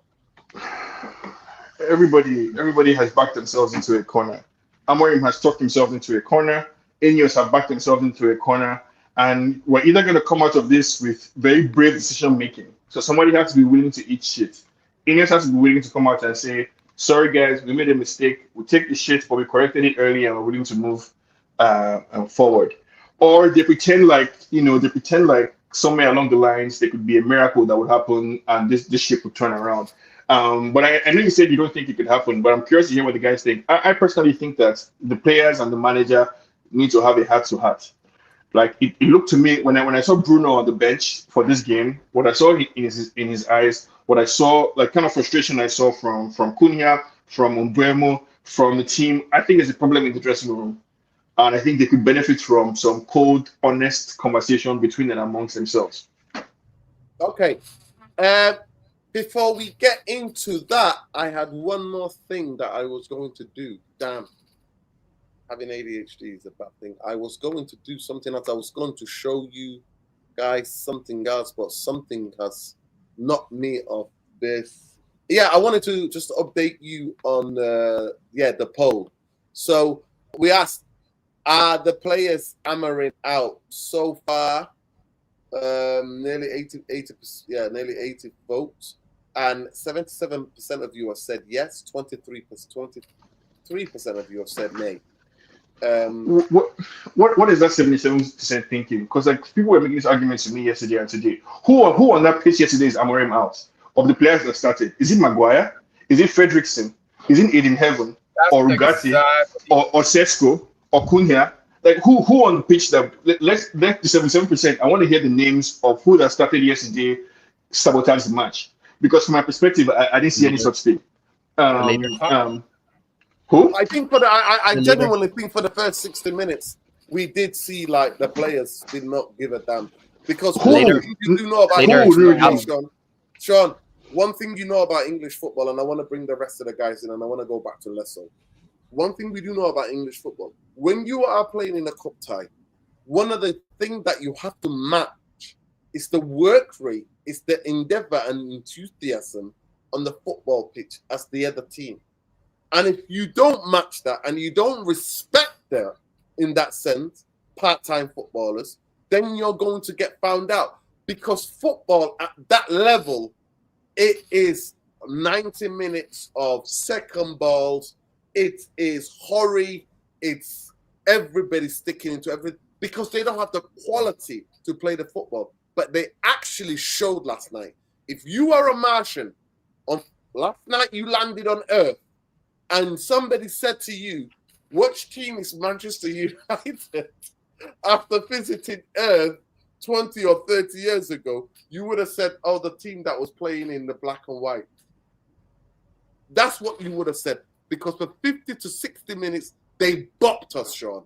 They bopped us off that park. And the endeavor. And I thought they were just going to defend like dogs and try to hit us on the counter. They did the opposite. They actually bopped us from side to side, and none of it was fluke. And actually, they should have gone up 3-0 in the game, but Maguire's deflection, the linesman did not see the Maguire's deflection, and he put his flag up. The question is why? Why did that happen? Why did it? To me, I genuinely do think, I think you've said it, I think you've alluded to it slightly in one of your answers. You said the players do not believe in the system of whatever that he wants to play. They do not believe in it. So when you don't believe in something, even though you're not the coach out, as human, when your manager's telling you in any workplace, when you don't believe in the plan, it is half-hearted, because the reflex is always to not believe in. Of course, you've got to put food on the table. Of course, you've got to keep a roof over your head. But when you don't believe in the plan, it's hard for certain human beings to carry out the task what's asked of them. I want to get back to Lesso. Lesso, you've not said a word, you've listened. You have been one of the most consistent on this channel as a panelist to say Amorim is out of his depth for a long, long time. After hearing the statement from the football club, where do you think is next? Are they docking it like they docked Ten Hag? Or if he has to walk, does he have to walk away from this football club? Meaning that he forgoes the compensation plan, basically. No, option C, is he a waste man and not good enough? Now I'll start with. I think Lesso has already told us that he was a waste man and he's not good enough for a long time. All right, touche. That's fair, touche. Yeah, he has to walk, obviously, to preserve his own reputation per se, and brand value. What these managers tend to do, they'll say they'll walk, and then it's just a way of them saying, no, I'm actually gonna stay, you're gonna force me out. So if he ends up taking this route where Ten Hag took, where they're waiting to be sacked. That does do damage to your career. As much as they don't want to admit it, it really does. Reputation tanks immediately when you're sacked. But if you walk, you've got a chance to actually salvage some of that reputation. Because I'm hearing that Benfica is actually interested in taking him. So if he decides to stay on longer, clubs are gonna look at you sideways, and the worse you make Manchester, you continue making Manchester United game by game. Some others may actually start losing and looking the other way and start losing interest and parking it somewhere else. So for me, I said it, and I'll always say it. The guy was a gunner, and before he even came here, and I said that 3 months is what I give every manager. Every manager that walks through this door is 3 months. It's probation. That's the standard probation period, anyways, in any walk of life. So if in 3 months I do not see what you're trying to do, I'm sorry. Like, I'm not gonna get behind whatever you're trying to do, because if you could not do it in 3 months, you're not gonna do it going forward. So, and I'll stick by that, because that's principle for me has shown me consistently that should be the barometer. You go to every other football club, it's the same thing. Any manager in those football club that has been successful, you've seen something within the first 3 months. So if you haven't seen it, it's always chaos. It always ends in tears for anyone. So the guy needs to go, but he won't walk. So it's gonna take Ineos having to sack him. Do they want to shell out the 7 million to get rid of him? That's the question still beckons. But at the end of the day, they need to think, because they're gonna lose out on another 100 million. So that's 200 million that you've lost out in terms of making the Champions League. So it would not make economical sense for them to keep him longer so they can save money. You damage the season, then there's no way for us to try and actually salvage it to some degree. So they need to make the decision. You can't be waiting for a man to walk. You have to sack the guy. So we need to start acting as a football club. So for me, I told you guys, this guy, I wanted him out from last season. I'm looking at the ownership now, because this guy's not going to walk. It's up to them upstairs to say, you know what, it's not good enough, but they're not going to do that. So prepare yourselves, strap in. I think if they don't sack him now, they're going to wait till the end of October to do it. By then, the damage would be devastating. And I don't think we come back from that, honestly. And with their next appointment, I don't trust them anyways. I see that they are looking, they're all over the place. They're trying the media thing. The media is getting briefings from different sources, or rather from the club, that the club is already looking for managers. So it's clear that they are. So why not already sack the guy now?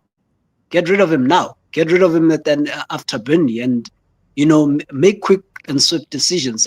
Players are looking at this. We forget this. Players are looking at these sort of things. They're looking at the way this club is indecisive.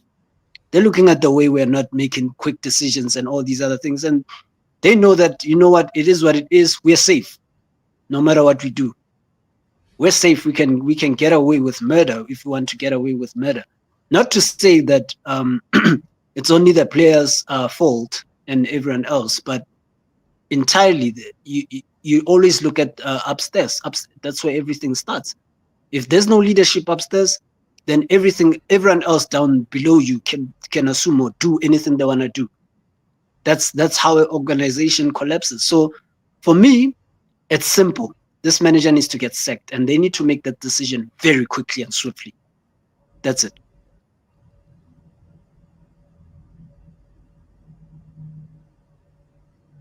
You're on mute, Roger. From Ben. Ben, go ahead with your 2 pence about them, the statement, the club from the briefing from the club, and then to Lawani, and then Sean. I think Sean's already broke that down. Then we move on to Garnacho. Do you think we've been ripped off by Chelsea? But go ahead. I want your reaction to the club statement. Yeah, the club statement, because they're briefing the BBC. Yeah, can I just give a wee quick message to everyone to show Flex from the United View he made a video tonight, and he on the comments there was a lot of racist comments in the chat. Can I and Flex has tweeted Who's that? on X. Do you remember Flex? Flex from Oh yeah, United yeah. View. Yeah, Okay. he basically racist comments in the chat, and he posted on X saying he's been racistly abused from everyone in the comments. Calling him. I'm not going to get into it, man. I Why? never about Kobe Mainu and Ruben Amorim and people. Everyone's starting to disagree with him, saying M word, all that sort of stuff. And Okay. it's Why? all What over was he Twitter, saying about people. Kobe? What was he saying No, about he Kobe? was just basically saying it's a disgrace from the club that the way they've treated him. That he didn't get a developmental plan. Obviously a disgrace from Amorim's side of things as well for not playing him. And yeah, man, like you know what the social media is like nerding in the Yeah. world, and we always stand for anyone getting racially abused, man. Honestly, fuck racism. Honestly, man, it's anyone who's down with that. Fuck yous, bro. Honestly, the Zionists, they're taking over this world nerding. They're everywhere around the whole world, man. And we stand with Flex, man, always, bro. Like regardless of anyone, if anyone doesn't like United View or anyone, we always stand with everyone in the world, man. Solidarity and love to everyone in the world, honestly. But fuck the Zionists. Anyways, um, that being said, man, I, with me, I didn't want Amorim from the start, man. For me, I wanted either what you wanted, Nurden, De Zerbi or Areola. I also liked your man from Stuttgart, Sebastian Hoeneß, but he's obviously struggling with Stuttgart, so obviously it was probably a good idea to stay away from him.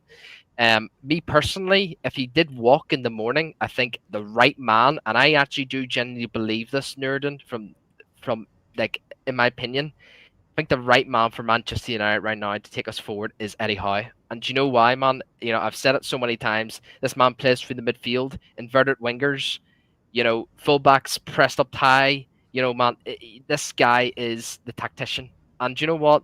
Either get me him or get me De Zerbi. I think them two are the only two people I'd get in. But in terms of Amorim itself, and obviously the club, the club obviously posting that they're going to back Amorim. At the end of the day, Lesso is right saying that he should be sacked. But I'm sorry, I'm so sorry, guys. I have to stick to my judgment on what I said to Saeed last year when it comes to Ten Hag. You don't get rid of Amorim. You get rid of Amorim and Bruno Fernandes, man, because Bruno Fernandes is another major reason why this season and last season and the last season as well with Ten Hag is a major failure. Let's not forget Bruno Fernandes is a nobody. He's a captain. He's meant to actually talk to these players and get them it's not only just down to the manager to encourage them to do better, to come on Kobe, come on, all these players. He's meant to actually big them up. It's a culture thing. The coach needs to go. He deserves to go. But I can't only just have him going first. You need a reset. If them two go first, then I can say, right, hang on, my club's moving in the right direction because we're acting quick in the manager. And another thing, in terms of Bruno Fernandes, he's been here for too long. Ever since he got the captaincy, the heads just dropped, man. And can't remember a game where I've actually seen the Man United players actually smile for once, man. There's never ever since he got captaincy, never. I've never seen him, any of them actually, hold their heads up higher or any of that. Like honestly, it's actually scary at times, man. And especially for him to come out with the comments about, "Oh, the referee made me upset." You don't say that as a captain. You don't say that as a captain. Pick yourself up again and regroup. That's what you got to do. But if I'm any us tonight, I'd sack them both. I can't just sack one and not the other. And I know a lot of people are going to get on to me and say you're a disgrace, but no, I'm sorry. I'm doing what's best for this football club. I will guarantee you right now, if Eddie Howe comes in, if Inzaghi comes in, if any of these coaches come in and Bruno Fernandes is here, we will be back here once and for all, people. Just get rid of him and get rid of Amorim. Okay, go ahead, Luani. The club briefing to the BBC. What do you have to say about that? When it comes to the club briefing to the BBC, I think it's just a matter of damage control and the club trying to get in front of the narrative But I mean, what's the point of doing damage control for Amorim? He's doing a pretty good job at destroying his reputation himself with the disastrous press conference that he gave yesterday. Um, but in general, for me, I think that it's hard to it's hard to just what we do all the time, try to build the bad performance on the fact that the players do not believe in the system or the players threw away the game. I don't think that's the issue. I think if anything, those players were overconfident. Then yesterday when they walk on that pitch, they know they were playing lower opposition, and they thought they were set up properly. But the opposition knew exactly what our weaknesses were, and by the time we realized what was going on, those players realized what was going on. It was too late. Of course, they tried to win the game at the end, but it didn't work out on penalties. But in general, that's what I think of that statement. Well, where I come from, they say sometimes um, you give when you give the goat water, we all know what's coming next. That statement is not is I don't look at it, I don't interpret it as a support for Amorim. I look at it as it's just a blank statement, and they're just waiting to pull the trigger on him. That's it. Big up.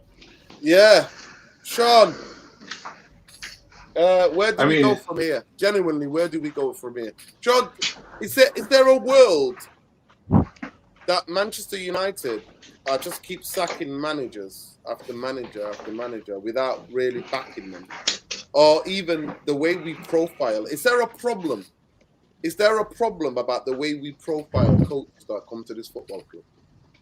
no, not really, right? And I think I'll go back to what I said before about there not being any easy answers. And for me, particularly, this is very difficult. I've always believed that any manager who will be successful at United has to be allowed room to fail first. I don't think there is any single manager in the world that you can say based on their current credentials, their pre-United credentials, they will be able to succeed at United. I don't think you can say that for anybody because United is a special place. The kind of microscope, right, that you get placed under, where every single decision you make as a manager is second guessed and third guessed and fourth guessed by every single pundit, basically, and every single fan around the world. The amount of scrutiny, you don't even have time to breathe, right? There's no room for you to do the kind of rebuild that any other club might have a chance to do. So, like, there's no, from my perspective, there is no one out there that you can say for sure, right? They will get us to where we need to go.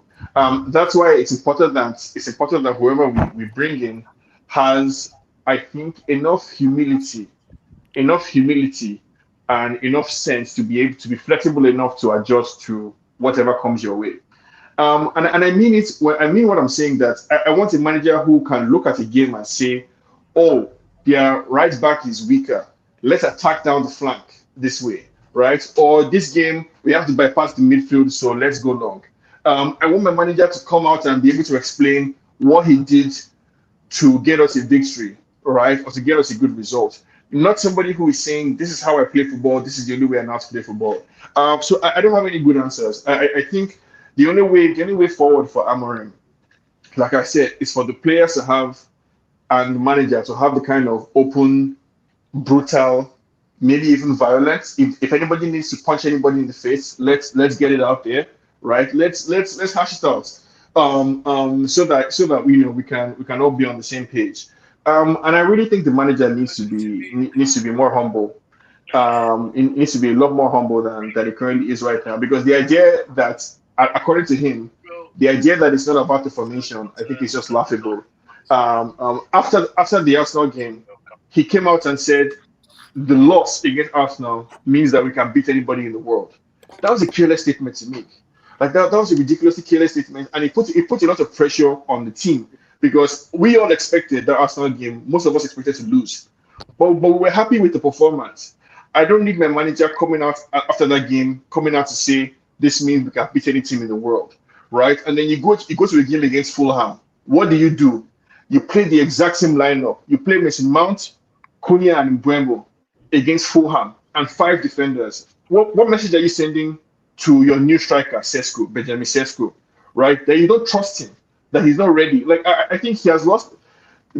For me, there's no answer to any of the questions, and that's what makes me very sad about the situation. I don't see a way out any which way, other than to either sack this guy. So like if I'm being serious for a second, either you sack Amorim right now or you back him. There's no in between. Either you get him 5 more players before the window ends, and back him to the fullest extent that he needs to be backed, or you sack him. Like there's no half measures basically available right now. Either get him Baleba and a new keeper, or whoever he wants, get him the players, or you sack him right now and you call it a day, right? But like there's no. No in It's hard between. for me There's no to in see. between yet. There's no in between. Yeah. Okay, big up. I just want to play. We got a message from Bumbaye. Unfortunately, he can't be here, but I'm just gonna play it. Big up for you Bombay. guys. Emergency need, you know. You want to feel breaking news. Bro, just tell him not to let the door on his way out. Go get Antonio Conte. Stop laughing at the jokes on us, lad. Look at this film. Go to the club. That's why I tell her about all the nonsense. Now this bell end. These guys don't have it. It's too big. Antonio, bro, that's what Yeah, I mean, I totally get that. It's a big job. It's Message from Bumbaye can't be with But, us. but it's you a see the massive job. absurdity. You see the absurdity in the whole thing, Sean. Panel. How do you go from we beat Arsenal so we can beat any team in the world, and within two We didn't games, beat Arsenal. We didn't beat We Arsenal. gave them Sorry, the ball sorry. and we explained to people. we gave a good performance so we can beat any team in the world. How do you go from that statement to saying, damn, these players are trying to cost me my job within 2 games? This guy is a narcissistic. He has a problem in his head. I'm telling you, he's not normal. He's not normal. Right. So, just very quickly. Okay, I just want very to get away. Oh, Yeah, go can I ahead, just ask, John. just yes Sorry, or no? go ahead, Ben. Just yes or no, okay? Just yes or no, right? So who leaves first? Who leaves first? If you were Ineos right now, who leaves first? Bruno Fernandes or Ruben Amorim? Nurden first. Bruno, Ineos, Amorim, all of them. No. But No, if you were to pick- everybody. No, you I can't. know. I I want everybody. Okay. I want everybody out. Lesso. Bruno or Amorim. If you were to pick right now, who do you decide first? Who goes? I just want to see this. No, Bruno can leave, man. So Bruno first. Yeah. Yeah, Bruno first. Okay. Luani. Bruno Fernandes leaves or Amorim leaves first. Amorim leave first, and I'll tell you why. Okay, Amorim well, is hang the on. coach. Let me see. Let me hear. No, Sean, let me hear Sean. Amorim is the Let me coach. tell you why. You already know my answer. Amorim first. Why? Because Amorim is a coach. You cannot push a player above a coach. If we do that, He's a we are captain. admitting it doesn't matter. He can be the captain, but the coach still decide who start the game. The fact that he's starting every single minute means that Amorim is the problem. So Amorim leave first. Okay. When Carrick come in, what do you think Carrick will do first? He will bench Bruno. Exactly. Okay. Let me start with you, Luani. I'll keep it to discussion. Should Manchester United let Kobe go on loan for the season?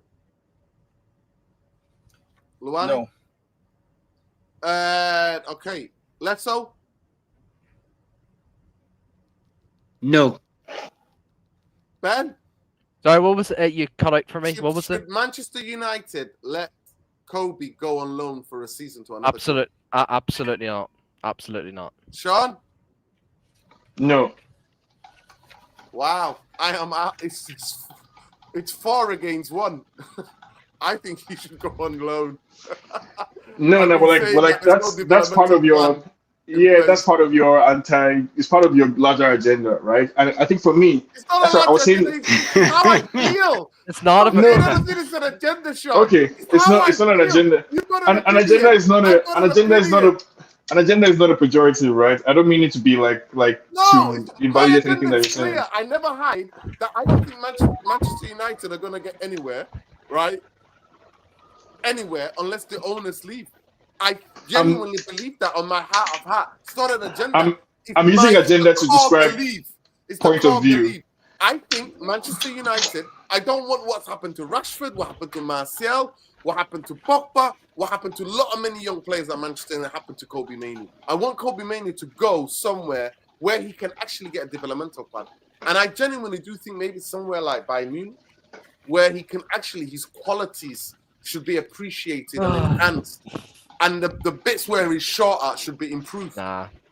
That's what I feel. But go ahead, Yeah. Sean.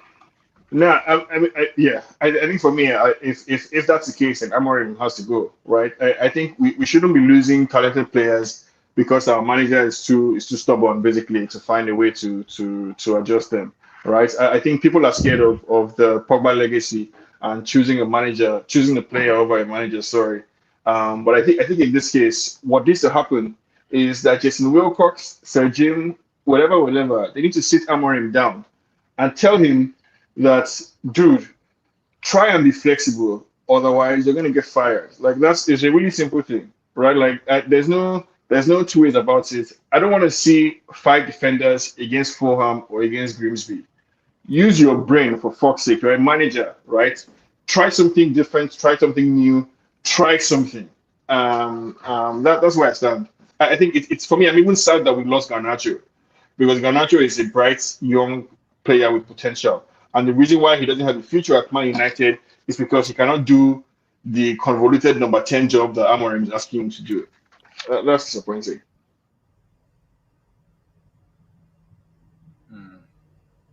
I do We've agree been with live Ben. for hours and hours. I want to actually stay there, Sean. Do you think we've undervalued, and do you agree with the bomb squad that we were never going to get a significant amount of fee once we isolated and let clubs know that these players had nowhere to land? And do you think that was the right tactic by Ineos? Oh, man, that's what I'm saying. I'm okay. Let me admit to an agenda now. My agenda, right, is Amorim. That's for me the start and finish. The reason why the devaluing was done by Amorim, it was the manager basically who kicked Garnacho out of the squad. It was the manager who made a big stink, right? Garnacho has done more for United than Mason Mount. I don't care how the manager feels about Mason Mount's style of play. It was understandable that Garnacho would be upset that he did not get to play that Europa League final. That was understandable, right? If in an ideal world, Garnacho would be Cunha's understudy, right? Garnacho would be learning from Matheus Cunha how to do, whether it's the wing play or number 10, whatever. But the manager is too fucking proud to find room for Garnacho in the squad. So, of course, he's undervalued, right? Of course, we don't have any leverage. We don't have leverage for any of the players we want to sell because everybody knows that we're stuck, right? The manager has created, he's fighting with the board. He's fighting with his own players. He's fighting with the fans and having to apologize left, right, and center. So, of course, it's devalued. Like, anybody who want to sell, they'll offer us the short end of the stick because, I mean, what are you going to do, right? Okay, Sean. I just want to ask Masjid, what makes you think Mainoo's good enough to build a midfield around him? He should be working on his pace first. First of all, man was bullied yesterday against Grimsby. That is got to be the howler of the comment section tonight. The bright spark in the whole 90 minutes, 6 minutes, 5 minutes of football yesterday was the way Kobe Mainoo was taking the ball and actually driving with it. He was not bullied. He was not bullied. He gave the ball away at least 3 to 4 times in 95 minutes. And that, for somebody who's tried to create chances, was superb. So I am sorry. Last night was his first 95 minutes of the season. He played throughout the whole game. And he was the bright spark of Manchester United in the whole game. I totally disagree. Talk about agendas against a young player. Wow. Right. We were never going to go and get any money, reasonable money, for Garnacho, regardless what does the fan base think about him. The level of experience Garnacho was displayed, the types of impacts he had on Manchester United as a player who was played to death and not developed properly, he had more impact. I totally agree with Sean because everybody keeps telling me about Mason Mount. Mason Mount, if you play in that position, it's about goals and assists. If you have 0 goals and assists, I can get some other donkey to run around on the football pitch. There's no reason why Garnacho should be cheaper than Madueke. None. There's no reason why Garnacho should be cheaper than should be as cheap as Renato Viega, the Chelsea player that, or I forget the name of the guy that they sold to another English team. He has only played 1 game. The only reason why Chelsea could stick it to us like this is because everybody knows that we don't have a choice, right? Yeah. Because in order to massage and to manage Amorim's fragile ego, but don't you think the club should have stepped in and said, "Excuse me, we see the player value. We can sort out internally. He needs to be these bombs will need to be bought in because we want value for it's this." unfortunate. After we sacked nearly 500 people who were working for this football. It's unfortunate. Everybody has talked themselves into a box, into a corner, right? We've talked ourselves into a position where to change our mind now. The football club, Sean, is it Amorim or is it the people who own the football club and people who are running and managing the CEO? I've told you that my agenda for today is Amorim.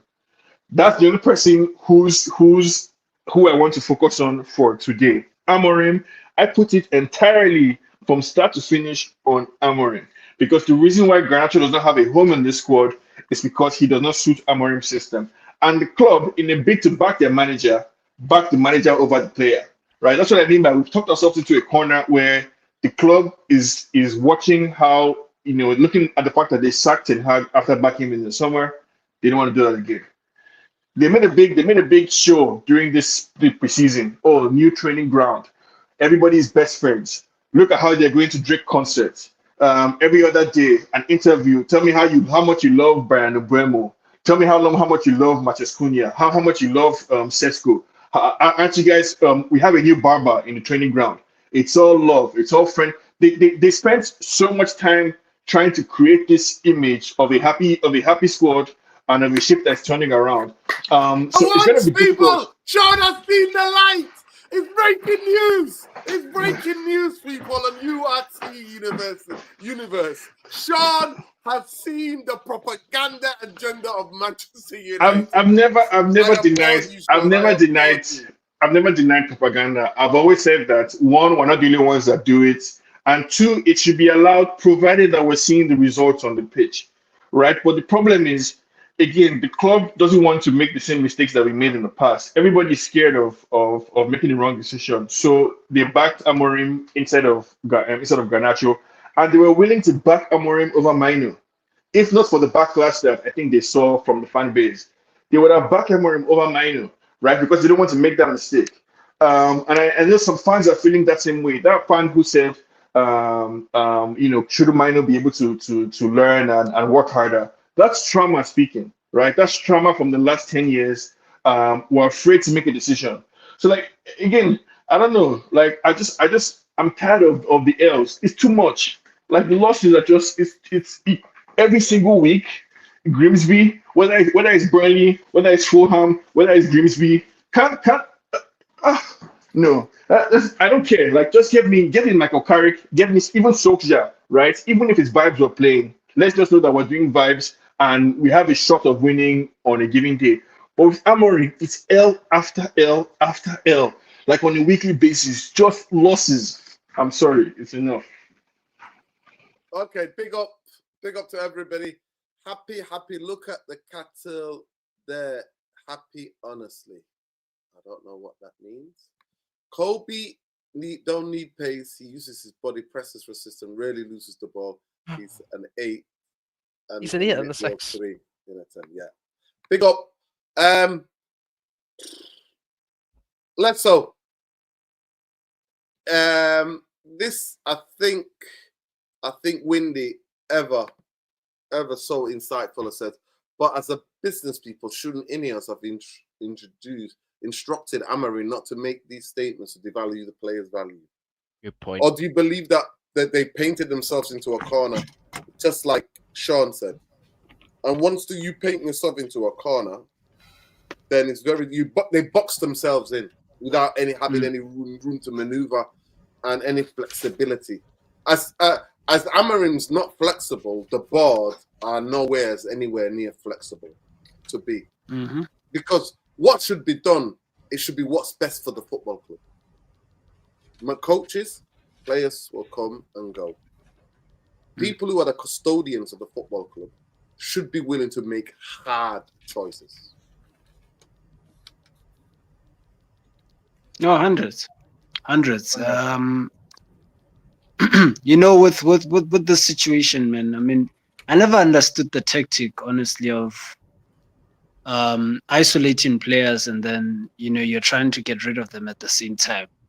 Of course, if other clubs are well-run football clubs, I mean, if they were like us, then I'd understand that tactic because we're just incredibly stupid when it comes to negotiating for players and stuff like that. But unlike us, other clubs are well-run and they are actual football clubs. So, if you're gonna use such a tactic, you already basically surrendered yourself in a sense in the market. You're telling people that I'm desperate to get rid of this guy. If you guys lowball us, we'll still likely let him leave. So the important thing is to never, even as a manager, I always say that it's up to the ownership to tell the manager that you have to keep playing a certain player or at least get them involved so that they maintain or somewhat have value in the market, even if you're trying to get rid of them. Now you want players, right? You want us to sign players, or rather to sign players to help you, and you want certain players to leave. So essentially the most common sense thing would be not to devalue your players prior to them being sold, for us to be able to help you get the players that you may need in your squad. So we see this with other football clubs. Obviously, we've been seeing it with other, besides Manchester United, with other football clubs where, they manage the situation internally. With us, everything has to be out there. Let's sideline this guy. Let's let the manager do what he wants. There's no sense of. Hence why I always say all roads lead to the leadership. At the end of the day, if there's no one upstairs who's telling you what to do, I'm telling you, you'll do whatever you want to do, even in the workplace. You understand? So, in the sense, this manager can say whatever he wants. There's no one who's briefing him and telling him, you can't say this, you can't do that, you can't do that. And then essentially, who suffers? We all suffer as a result. So, it was stupid in our way. We know that we're in for a rebuild. We shouldn't have said anything about a rebuild. By the way, don't brief these guys. Give them as little as possible. Like, read the room. People like Barada who came out and said, we're coming for a rebuild. You know what teams are gonna do? Teams are just gonna inflate, player prices because they know you guys are desperate. Don't let them know that you guys are desperate. Don't do these side of things. You don't have to tell someone that what you're planning to do in the summer. It's absolutely stupid and poor planning from the football club. So that's why I stand with it. Big up. Last word from you on the show as well, so we'll start with you, and I want everybody's last word. We've been live for 2 hours, therapy army. We've just made it to 200 likes. It's quite disappointing. At the height of it, we had 260 people in here. Please like, share, subscribe to the channel if you're not already subscribed. Go ahead, let's go. Yeah, well, we're going to suffer, like the great poet said. So good luck to everyone. I've seen my fair share, and I've stepped out since last season. I knew this was gonna continue into this season, so there was really nothing for me to be really pissed off about because you already knew this was coming. I saw this before many times, so it's just a matter of when he's gonna go. If these guys are willing to make those changes, because they're not going anywhere. I mean, after the loss to Grimsby, I mean, I just saw on site TV, one of the guests on site TV showed people lined up outside Old Trafford, the mega store, buying shirts. So I'm sorry, like at this point, as a fan and as an individual, there's nothing I can do to get rid of the owners. Never mind that. The fans are resigned to all of this as well. They're accepting the mediocrity and everything. So I can only sit here and hope. That's all I can do, So yeah. Go ahead, Luani. Last word from you. That's all for me. I mean, when it comes to the board, the reason I'm a little reluctant to blame them right away is because when we take 22 players, we usually give a manager a few games to pick and choose who he wants to in his lineup. Big up And King then when Sol. and then when you take the manager, the board will usually give a manager 1 or 2 years to see if he's the right person, if he can get something out of the team. And then when you move to the board level, the ownership will usually give the board, if we counting the manager 2 or 3 years, the ownership will give the board maybe 6 years to make something happen. This board just came in, they're fresh. Even though we don't like the ownership, they just got appointed and constituted. This is their first mistake, so I'll give them a pass. But I think this whole thing falls on Berada's shoulders. He's the one who took the plane, who went and bring Amorim in. I know you cannot legislate for the emotional state of somebody when you're hiring them. You can only hire them based on their experience and based on their professionalism somehow. The interview, there's nothing in the interview that you can use to as a metric to determine if the person is overly emotional. So they did not know that he was going to come here, get emotional, and start devaluing the players. And start devaluing the players, start devaluing the asset of the club, and that is what happened. But also, um, the biggest indictment for me is on Jim Ratcliffe. They always say you don't become a billionaire without being ruthless and playing dirty. Now his ruthlessness is being tested, so he have to show the same ruthlessness and pull the trigger on Amorim. Just let him go. The reason for that is because we are in a situation right now. He promised himself, right? Even though I'm not into the English thing, he promised himself that he's going to make United a core. He's going to make United a core English-based thing, right? So Ben is 100% correct when Ben mentions Eddie Howe. Eddie Howe is an English coach. He has proven his worth in the Premier League, and I think he'll be a perfect fit for this United team. This is the upgrade that he deserves, and this is the upgrade that he's been waiting for a long time. Go in, Mm. bring in Eddie Howe, and let's work with this guy. Big up Luani. Sean, last word from you. Well, I mean, I think I'll just say I don't. There are many United fans from all over the world, and the opportunity to go to Old Trafford is a valuable one that everyone should cherish. And so I don't begrudge any fans for going to the store and for buying a jersey or anything like that. So I think there are many United fans who are casual fans. It's also a tourist attraction, and so we should look at it like that. Yeah, that's my last word. I think I've said everything I need to say on Amorim. I hope for the best, but expect the worst. And we'll see what happens on Brownie. Yeah, big up. Big up. Ben, last word from you. Yeah, big up for having me on, man. Free Palestine, fuck Zionism. You know how it is, people. Yeah, man. Look, at the end of the day, I think people are giving Ineos too much credit right now. I don't really agree with you, Luani, in terms of I'm going to let them off.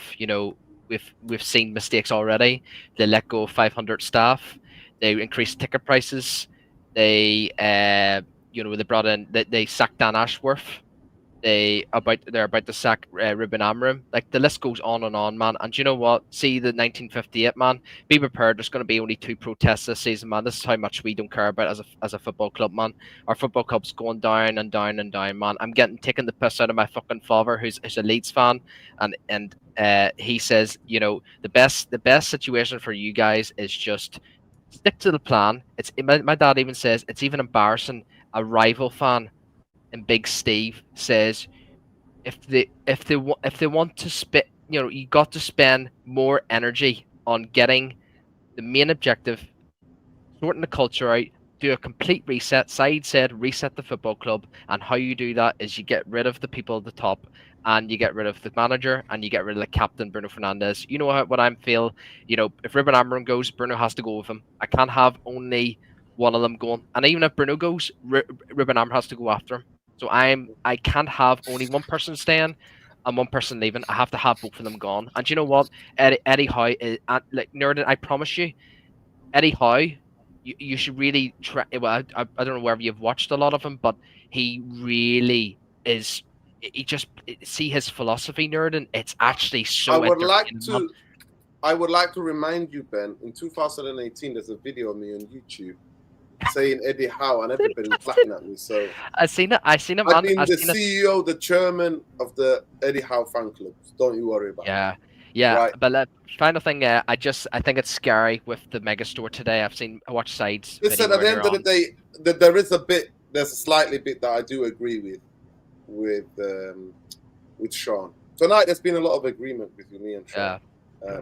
The bit I agree with that Manchester United is a tourist attraction and casual fans are casual fans. Yeah. But the fan base who live in Manchester need to grow courage. Absolutely. And actually do what needs to be done. People, we're going to end the show on a positive one tonight. Don't take so any judgment. he's better than Diego Dalot by sure. I actually think this kid is better than Diego Dalot. And if Fergie was still in charge, I'll be singing, Fergie, sign him up, sign him up, sign him up, Fergie, sign him up. This is Ben doing what needs to be done, doing better than Diego Dalot. And notice the two-footedness of the way he plays. Okay, I should have been sent off. I should have been sent off. Number 5, people. Number five. Number 5 here. You see him take the ball. Man. Let's watch. No zonal marking.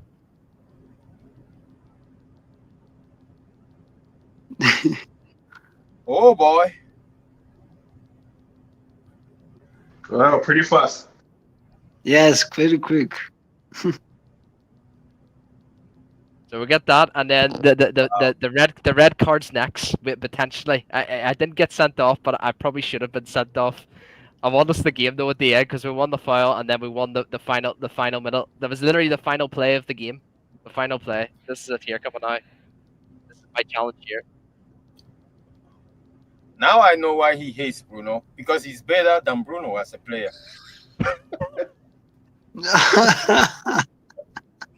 I just want to reload for the people watching here. Look at this challenge. Look at this challenge, right? Look at this challenge. Oh my goodness. Ben gets stuck in the elbow comes. Yeah, that was That was naughty, man. That was naughty. The UFC.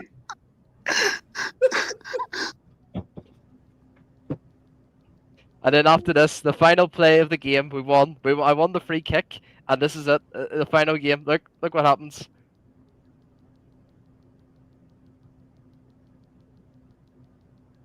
Well, is that what Nana?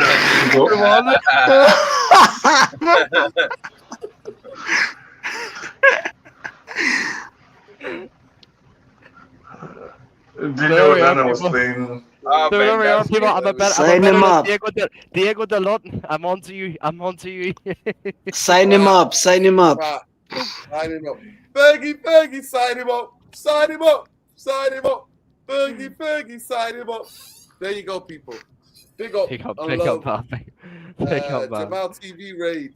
Jamal TV. Big up, guys. Big up, people. Big We've up, been Jamal. live for 2 hours. Big up to Saeed for the raid, but we've been live for 2 hours. His name's people. Jamal. His name's Jamal. Jamal, sorry. It's Jamal now. Jamal raid, yeah, Jamal. Big up, Jamal. People, please smash the likes on the video. And all you need to do is rewind it back. We've had an in-depth and fascinating conversation about the future of Ruben Amorim.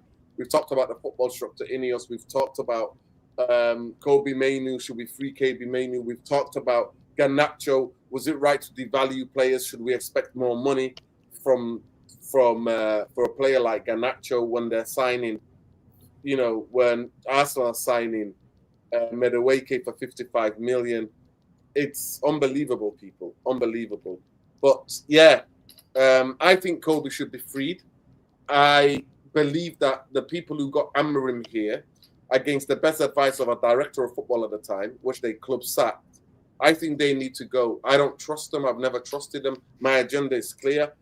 All roads lead up to the people who own the football club. Tonight, we've talked about the club propaganda, and actually, for once, we got an agreement from Sean as well, who's left us. Unfortunately, Sean has left.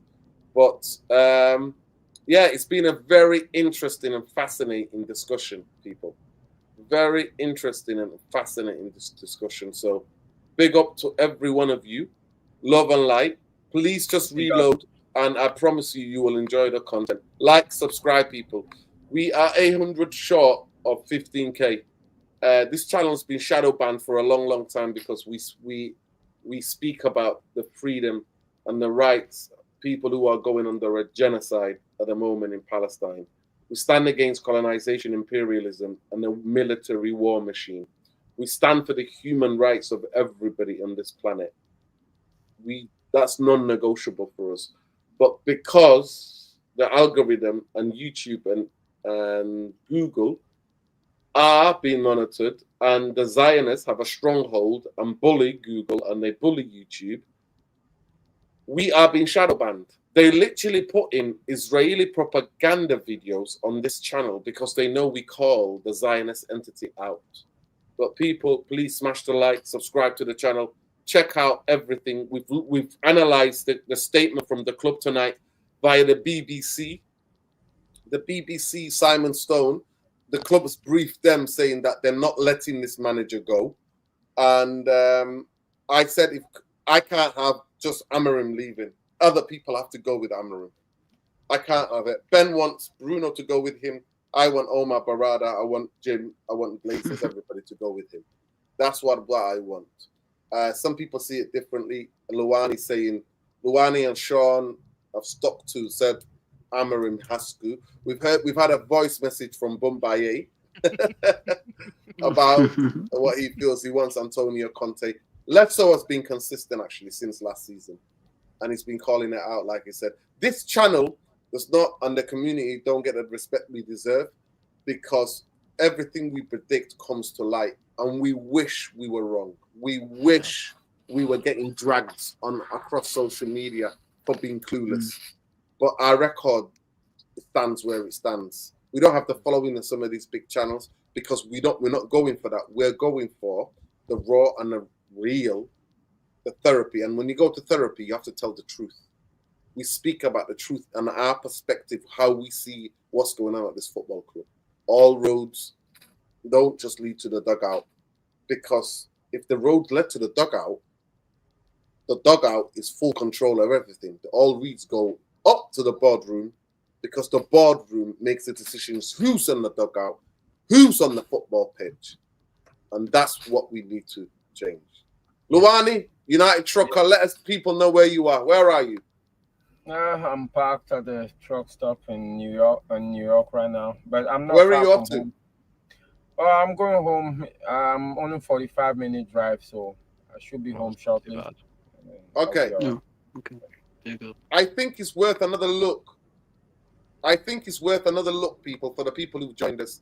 I think we need to sign this young player up. Please keep an eye on the 5. That's Elmore, 39. That's Ben. Look at the way Ben shoved the forward. Takes the ball in his left Sunday foot. League, guys. Quite Sunday speedy. League. Quite speedy. Yeah. Look at that. Mm-hmm. I think you've got talent to play for Grimsby. I think you could have played against United. No. Maybe a leader. I'd be more of a captain than Bruno Fernandes. I'd be more of a captain. 100%. But I just wanted to show you, he mixed it up his football with some UFC. Also, drop elbow at the back. And I just want to reward for the people. Check out Ben. Look what Ben does. The guy jumps in on him. Woo! And the elbow is remarkable. That technique, UFC. You've got talent in UFC as well. Yeah, and that guy actually got beef with. He's actually a fucking scientist, by the way, because obviously in the 12th of July, the Protestants they celebrate the 12th of July, and he was actually one of the ones that on one of the bonfires to put up a Palestine flag. So fuck that Zionist man. There we go, people. There we go, people. The message is clear. Reload the video and watch what you have to watch. Fergie, sign him up. Sign him up. Sign him up. Fergie, sign him up. Anybody that come after Ben in the comment because of the way he talks about Bruno, now you know he plays football, right? And he plays football very well. So please. No, not very well. It's the one. Put some respect. Not very well. Not very well, man. It was only a fill-in. It was only a fill-in. Yeah, big up. We left on the one on a positive note. We've been live for 2 hours and 20 minutes. I just want to say people need to go and check out Less So Football TV and more importantly, X at Black Rain. Make sure you check him out. He is busy to do content on his channel, but he's always on here. You might see him in Java's Corner now and again. Make sure you check him out, Luwani, at Luwani 1979. Let me actually click on that and fix that. He's the United trucker. He's in New York State as we speak right now. So make sure you check him out there. 1979. There you go. Make sure you check out Ben on X, Elmore39. Make sure you check him out on Twitch. He's a gamer. Elmore20. That's where you need to check him out. And please also check out Sean at Sean Thomas. Sean Thomas on X. And make sure you check out his podcast, geopolitical podcast called How We See Things. It's across all your podcast providers. The podcast is called How We See Things. It's a geopolitical podcast. Please go and check him out and give it a listen. Like, subscribe, and support the channel. And we stand with the Palestinians, we stand with the Lebanese, Syrians, with the Iraqis, with everybody who is resisting colonization and the Zionist entity. Fuck Zionism is a death cult. The world knows who you are. And please do not equate Jewish people with Zionism.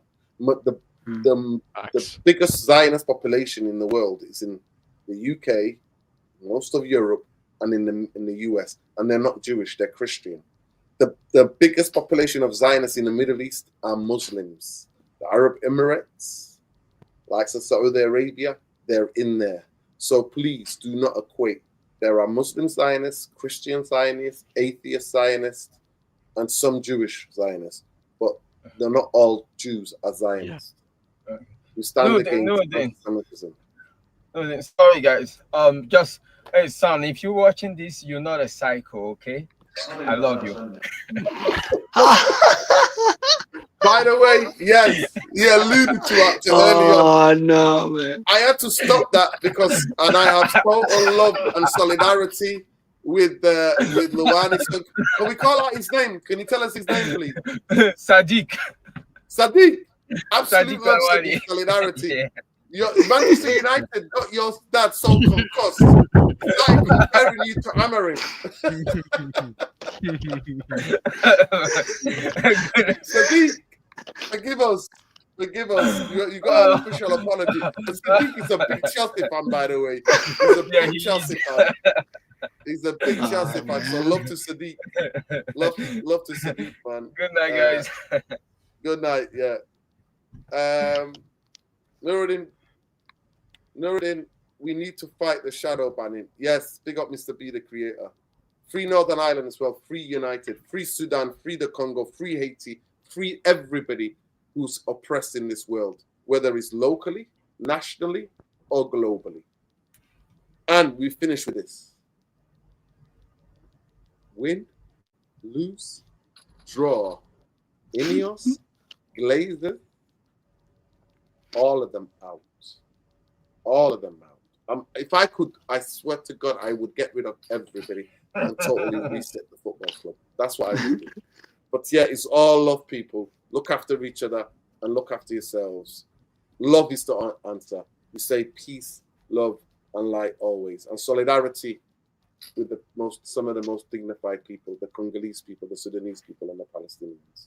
Peace. Good Big night. up. Peace out.